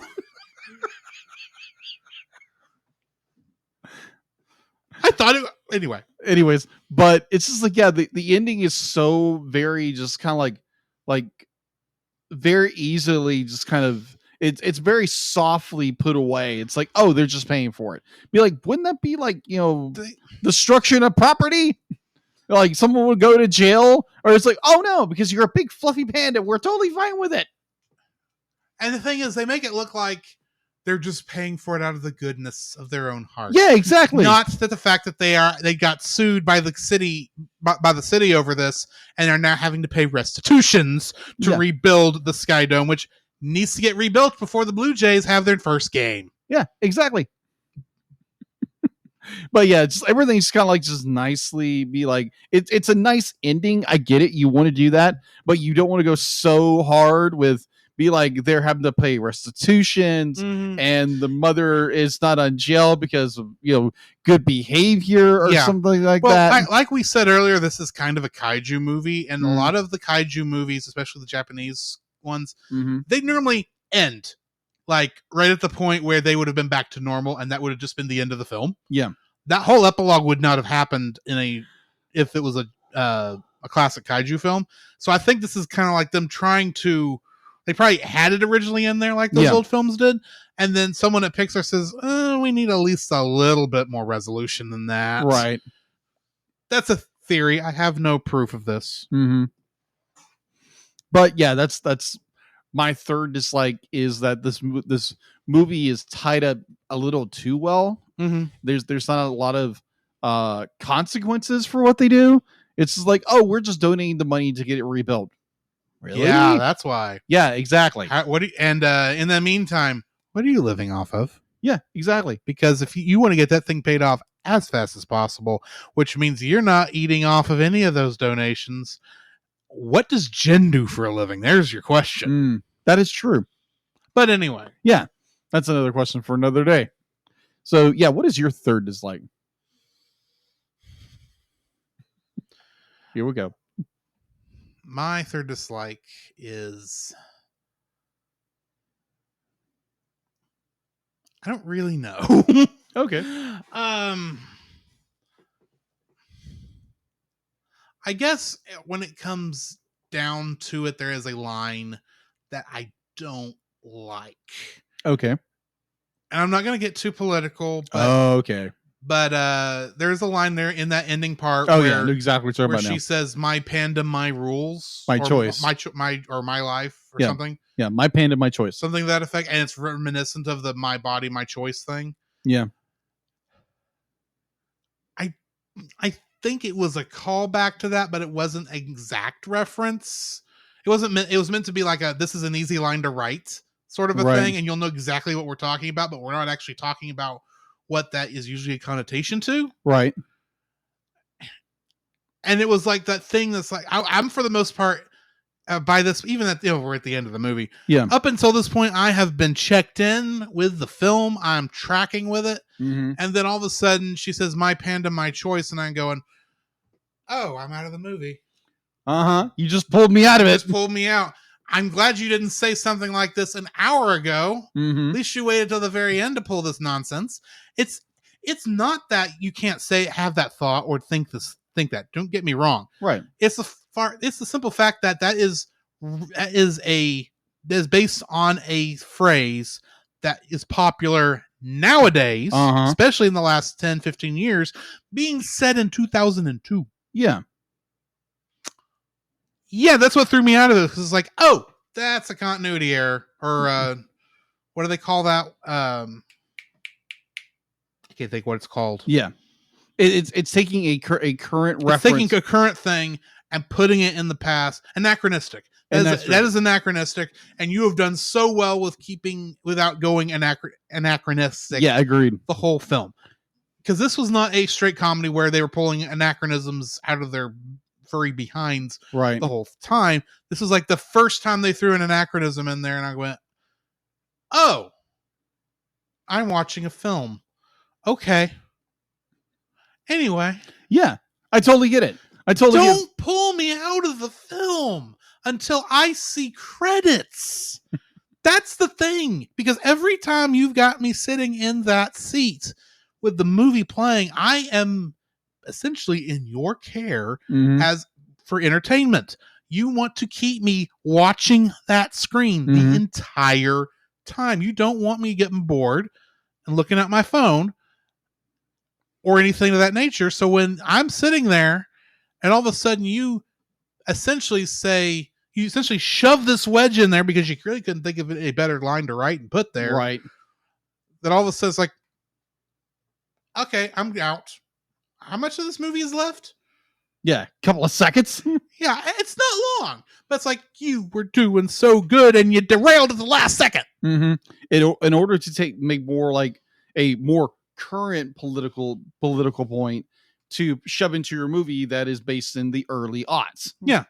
This would have been just as this would have taken me just about out of it as if someone in that had said something to the effect of say they had some British person that happened to be near there and he said something about bow ties being cool. That's 2010 when Doctor Who said that. True. Because obviously this is not taking place in the Doctor Who universe. And just having, I'm not saying it had to be Doctor. It could have been anyone wearing a bow tie. Right. And someone made fun of and they go, hey, bow ties are cool. That's like, I'm out. We've made a Doctor Who reference that's 10 years too early. Agreed. It would throw me out just as bad as that would. Yeah. And I know most people are going, oh, it's just a joke. It's just an easy cliche that we can spout. You know what we're talking about. It's like, just because it's easy doesn't make it good. That is true. You need to uphold the level of quality of your filmmaking all the way to the end. Ideally, all the way to the final logo. Granted, I don't know how much you can do in credits, but yeah, you need to hold me as far as you can. You don't want to throw me out in the last 5 seconds. Yeah, agreed. Because throwing me out at the last 5 seconds, if this were a train ride and I jumped out while the train was still moving when there was only 5 blocks left of the trip. Yeah. That's still pretty bad because I'm still going to get hurt. Yeah. As it would if I'd have jumped out an hour ago while we were still in the middle of the countryside. Granted, one's worse than the other. True. Both are still bad, and you shouldn't do either one. Agreed. Anyway. Yeah, like that exact scene be like when that happened, I was like, whoa. Because there again, contextual wise, we're in the early aughts of the 2000s, and you're talking about something that is more modern. Yeah. It's like, whoa, wait a minute. This phrase wouldn't have come into the lexicon until later. In 2002, I was not aware of what was in the lexicon. So I'm not saying that this phrase could not have been going on at the time. Right. But I hadn't heard it. Right. I didn't hear it until like the early 2010s. Yeah. So I admittedly could be wrong. Right. I can always be wrong. I make mistakes. Yeah, we all did. I'll admit this. But this was, when I heard this, I went, okay, we just left the movie. Yeah, completely had you disengaged. It disengaged me completely. And it may not affect everyone. Yeah. I'll grant you, but it disengaged me at that time. But either way. Yeah. All right. I think that brings us to the end of the episode. Yes. Which means we need to rate this thing. Yes. What are you rating it? I'm giving it a solid 8. I really enjoyed this film. It's very well done, animation-wise, character-wise. A lot of the story is very well done.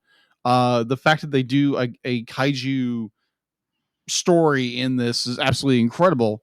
There again, I can thank my good friend and my brother for getting me into kaiju, or watching kaiju at least. I was about to say, we didn't get you that far into kaiju. No, you because didn't. I don't think you've gone any farther than Godzilla or King Kong versus Godzilla or Godzilla 2004, King Kong Kong Skull Island, Godzilla King of the Monsters, and then Godzilla versus Kong. Yeah. Which I just realized actually is a lot of movies. That is a lot of movies. Yeah. It's just we haven't got you any farther than that. Right. But except Chase did make you watch Godzilla against Mechagodzilla once. Oh yeah, that's right. So anyways, okay, you've watched more kaiju movies than I gave you credit for. My apologies. It's fine. So be like, it's refreshing when someone does this for a movie, and I really enjoyed this film. It's highly worth watching. It's definitely has those the family dynamics are very interesting that you would take with the mother-daughter, very similar to another Pixar film with Brave, which we'll get around to reviewing. Mm-hmm. But overall, I really enjoyed this film. What about you? I'm giving it an 8. Okay. It's a fun movie. It has a good story about, listening to each other. Mm-hmm. And the fact that it ends with a giant kaiju battle is just nice. So yeah, I'm giving it an 8. Actually, I did have a hard time coming up with dislikes, believe it or not. Same here. So we need to talk about our next movie, and we are actually continuing kind of this mini monster month that we did not intend to do. Right. But looking at what is coming up, that's kind of what we did. Yeah. We're going into How to Train Your Dragon 2. Indeed. Next week. So yeah, join us for that. But in the meantime, we need to jump into our review of this week's episodes of Rapunzel's Tangled Adventure. Very cool. And the Masters of the Universe. Thundercats are on the move. Thundercats are loose. DuckTales, woo!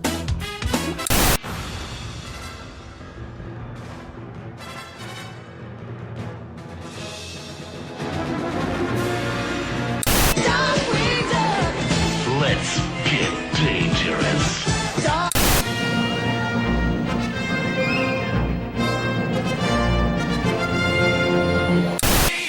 Building a rocket or fighting a mummy or climbing up the Eiffel Tower.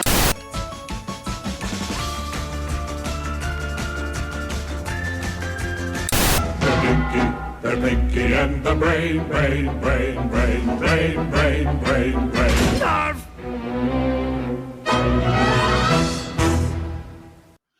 This week we are reviewing the first episode, Mirror Mirror, directed by Joe O, written by Dave Schiff, and with a guest cast of Gavin Creel voicing introducing the character of Matthews. Mm-hmm. The summary for this episode: Rapunzel and her group come to a hospitable old estate, but they look into a mirror. When they look into a mirror, strange things happen. Mm-hmm.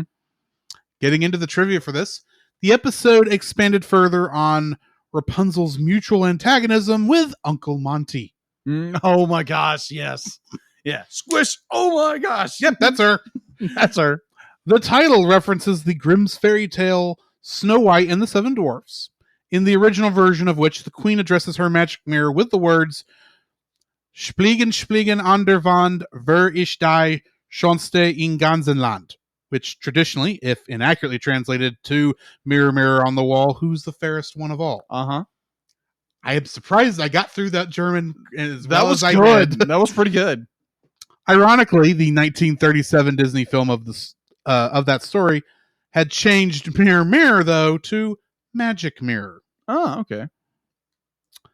Ulf, Old Lady Crowley, and Uncle Monty are mentioned during the episode by Mhm. Rapunzel and Eugene's evil doppelgangers. Mm-hmm. This is the debut of Matthews. Pascal uses his camouflage ability to show Rapunzel what Old Lady Crowley and Ulf look like. And Eugene's mirror doppelganger made a reference to the episode Beyond the Corona Walls, in which Lance was bitten by the Baron's pet Kai spider.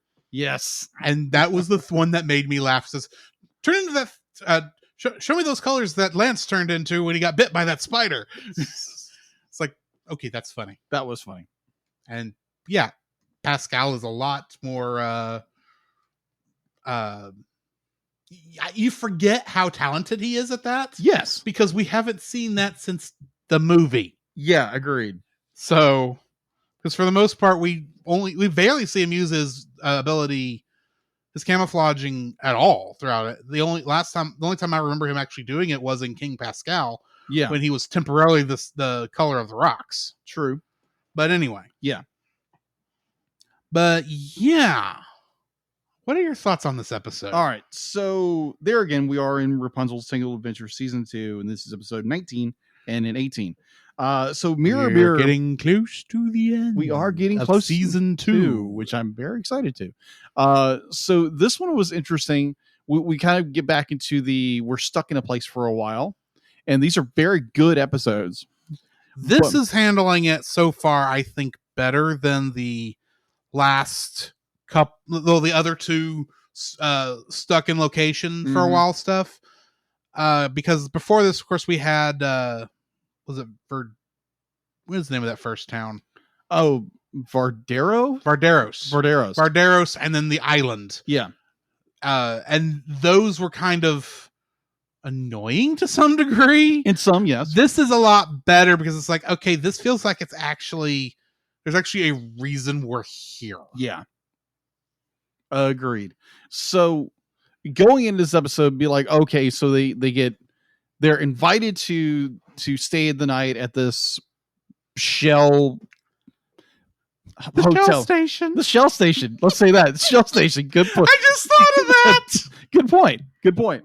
So, and then it's just this whole amazing idea of the doppelganger, the character are your evil counterpart. That's your mirror, the mirror verse of yourself. Mm-hmm. And I love how they play it up with, it's like, wake up and be like, it's Shorty and it's, I want to call him Bo, but his name's not Bo. Lance, thank you. And it's like, oh, okay. And then it's just more like, oh, okay. And then it's like, okay, it's got to be Cassandra. And Cassandra be like, it turns out, oh, Cassandra. But the one that threw me, the one that threw me the most is the one that it makes the most sense that he would have been the first one to look at the mirror. Eugene. Yeah, because he was checking on his smolder. Yeah, of course. And it's just more, it's like, oh, and they clue into you. It's like, oh, okay, where's Rapunzel's journal? And it's like, oh, okay, that's clever. The fact that the mirror version read her journal to get an adequate how his mirror universe double read her journal. Yeah, her mirror universe thing didn't get out of the mirror long enough to do anything. Yeah, exactly. Just got stuck with everybody else on the other side of the mirror. But this was like very well done, executed episode that was done very well. And you have there again, you have Rapunzel trying to get her friends out of the mirror, and it's just very well done. I really, really, really enjoyed this episode, and definitely where you're starting to get to the end of the journey, and it's getting very good. And like, this is what I love about the end of season 2. And yeah, I thoroughly enjoy Mirror Mirror. What about you? So, as you can imagine, this reminds me of a classic original Star Trek, the original series episode of the same name. Yeah. In which Kirk, Uhura, Chekhov, No, not Chekhov. And two others whose names are escaping me at the moment. Scotty? Bones. Mm-hmm. Yeah, it was Bones, and it was Scotty. It was Scotty. Bones and Scotty. Mm-hmm. Those four get into a transporter accident on their Mhm. way, beaming it back up to a planet from an ion storm, and suddenly find themselves transported into a evil universe, while their counterparts are transported to their universe. Cool. And this is kind of like, and now in that episode, we didn't see how they actually caught evil Kirk or her Bones and it's Scotty. We just see them in the brig at one point when someone asks, probably it's Scotty says, I wonder what our counterparts are getting up to over there. I forgot I had a Scottish accent. But anyway, we just see them, they're already locked up in the brig because it didn't take long to figure it out. Right. And there's a part of me wondering, and that's the thing, this episode is kind of the opposite. Mm-hmm. We are seeing how they figure out that the doppelgangers are the evil doppelgangers instead of trying to figure out how you get out of the evil universe. Yeah. Now, granted, we still get the how do we get out of the mirror, not really universe, but pocket dimension. Yeah. Magic dimension, whatever that's whatever that actually is. Yeah. We do get that, but admittedly, when I first started watching this episode, I knew you said there was an episode coming up where they got stuck in a house. Yeah. I had no idea. In my mind, when you said that, I thought that was like season 3. Did not realize that was the end of this season. Mm-hmm. So when we first met Matthews, I thought, did somehow the kid from Boy Meets World end up over here? Mr. Matthews? But no, I thought, this is a kooky thing. And yeah, it's kind of weird that there's this shell house in the middle of nowhere, but how much odder than this is the Spire? True. In reality. True. It gets cooler, though. I know that. I understand this. So I did not think about Matthews actually being evil, other than he was the master of the house. Yeah. And they were running into trouble, and somehow Matthews was never there as they having to deal with these evil doppelgangers, and he appears to be the only other person in the house besides them. Yeah. So yeah, there were questions there, but it's like, well, he's just a mysterious guy. Yeah. And I kept that thought until the very end of the episode when you see the axe slaying against the stump where the tree fell in front of the caravan. Yeah. Like it was chopped down on purpose. Okay. Yeah. I see what's going on. And I looked up what the next one was. I thought, okay, this is the house Jacob told me about. They are going to be here for a little bit. So, yeah, this was actually a fun episode, seeing what the quote-unquote evil versions of these characters are, and a lot of them make sense. It makes sense that Flynn / Eugene would be the easiest to fit in with himself because he's used to being other people, and he has studied himself more than he studied anybody else. So I can see evil Eugene being able to pull his normal self off pretty well, and pretty quickly. Lance, Cassandra, I mean, she was doing a pretty good job of hiding that she was the doppelganger for a bit until the very last second, when it's like, this has also reminded me of The Thing, that movie. Really? Well, think about it. You got to test everyone to see if they're really who they say they are. True. Except they're not going to turn into giant monsters when you take a sample of their blood. But got it. See, I may not watch a lot of horror movies, but I know of a lot of horror movies. But that was interesting. Lance, I mean, they could have hit Lance real quickly. It's like, oh, look, a spider, and he goes, yeah, so what? That would have happened. That would have happened because he was that unbelievable as Lance. Yeah, but he was still not anywhere as unbelievable as his counterpart. Oh my, Shorty. It was like, It's like, Now, apparently you didn't granted- study this character at all. Now, granted, Shorty, we saw him get took. Yeah. So him, keeping him a surprise really wasn't that big a deal. True. But at the same time, it's like, wow, Shorty is so strange that even evil Shorty can't pretend to be Shorty. Mm-hmm. He literally took the evil counterpart directly. So, okay, I'll work with that. So yeah, it was a fun episode trying to guess who's the bad guys, who's the good guys. And even there for a short bit, I was curious, did the real Rapunzel escape? Or did she get thrown in the mirror? True. I kind of knew she had to have escaped because that was the only way that was going to end. Mhm. Unless Pascal was going to quickly become like the hero of the story again after King Pascal, which is Right. not out of the question. Right. He would pull it off, but they'd already done their Pascal episode this season, so I didn't think that's where they were going to go. I got you. But anyway, it's not the first time they've gotten out of a scrape like this, considering True. Freebird. Yeah, Freebird. Agreed. But anyway, next episode, shall we? Yeah. Next episode is You're Kidding Me. Mm-hmm. Directed by Joe O and written by Kelly Hannon. This guest cast includes Gavin Creel returning as Matthews, Cassie Glow as Kid Cassandra, and Blake Moore as Kid Lance. Summary is, in search of a way out of the old estate, everyone but Rapunzel and Eugene turn into little children. The title of this episode, getting into the trivia, in the German title of the episode translates to No Child's Play. It is revealed during the episode that spinning tops were Cassandra's favorite toy when she was young. Cassandra crying out, "Best playtime ever!" is a nod to Rapunzel's line, "Best day ever!"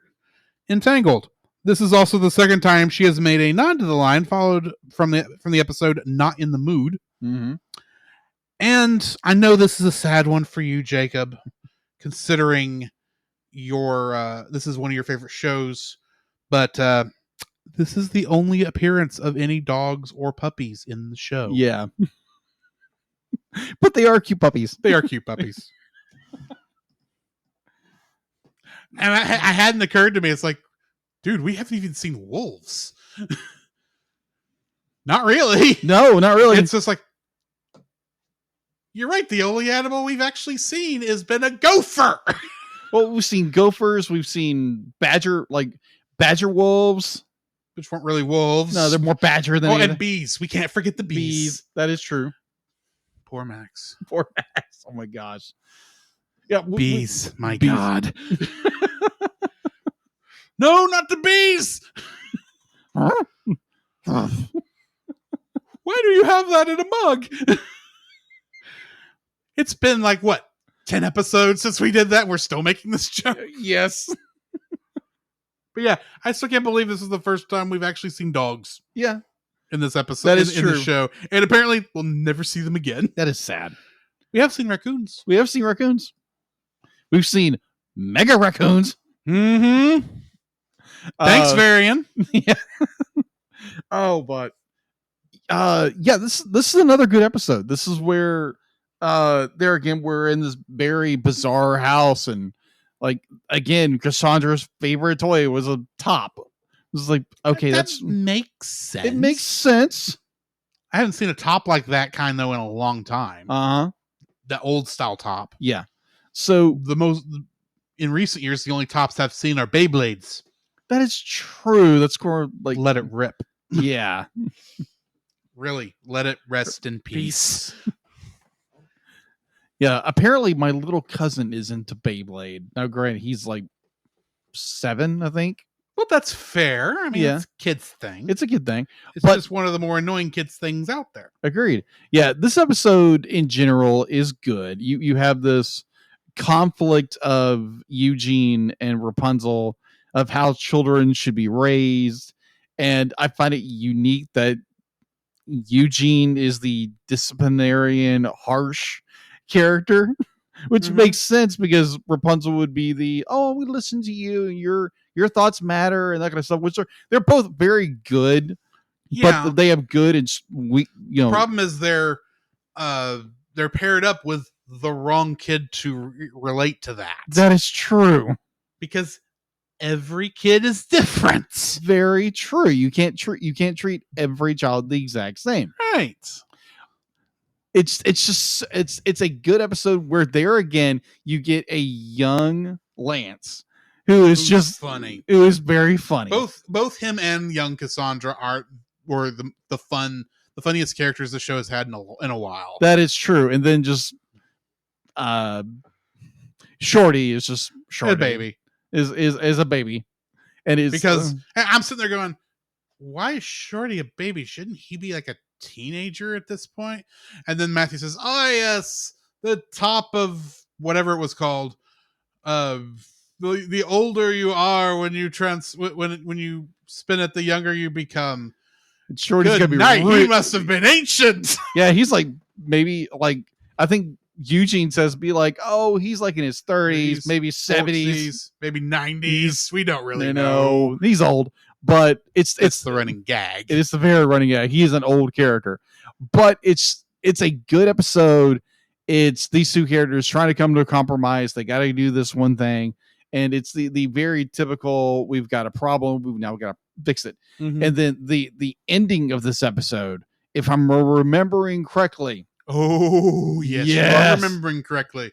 It's like the mirror didn't stop them. The top didn't stop them. But I swear, my lord, I will keep the sun drop in this house forever. And he shuts the door. Oh, my crap. And I'm thinking, holy crap, they're actually working this into the story and it's not filler. Exactly. Because so much of the other times they've been stuck in one place has been filler. I'd be like, oh my gosh, it turns the door is now, like, oh, it's Santiri. Now, granted, the others are like character driven filler, so I let it go for the most part. But this is like, wait, this is moving the plot along, and I didn't realize it. There are things in the trivia I had to edit out because it was like, oh, Matthews is secretly the servant of this character who hasn't officially been shown off in the show yet. I say officially because technically he hasn't been in the show already. Yes. We'll get there when we get there. Stupid monkey.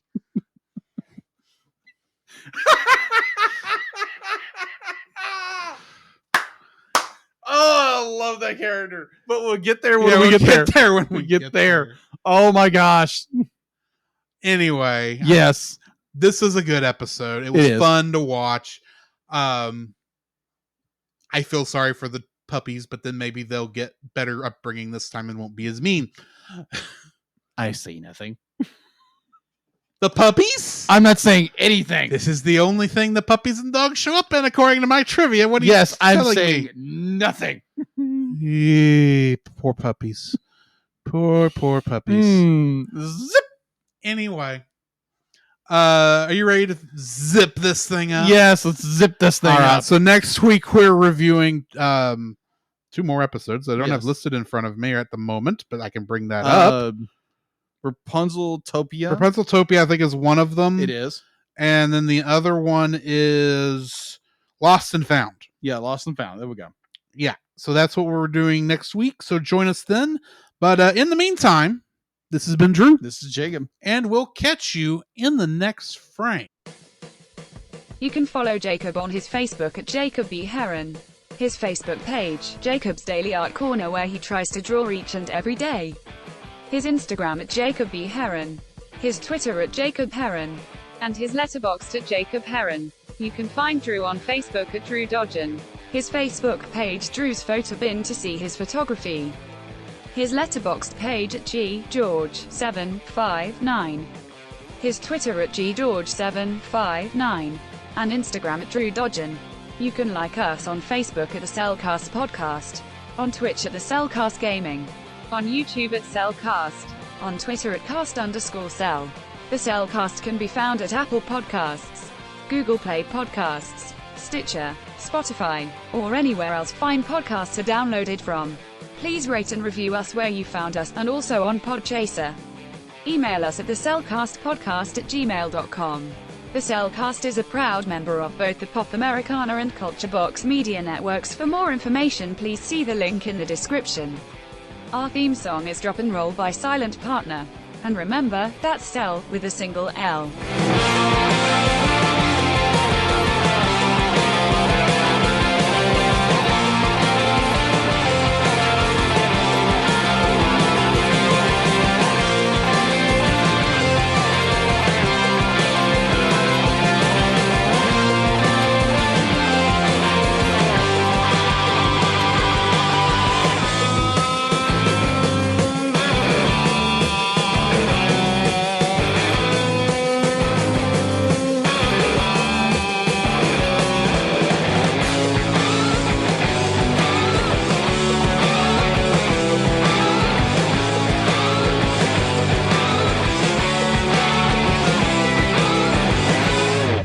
Want to go run chase?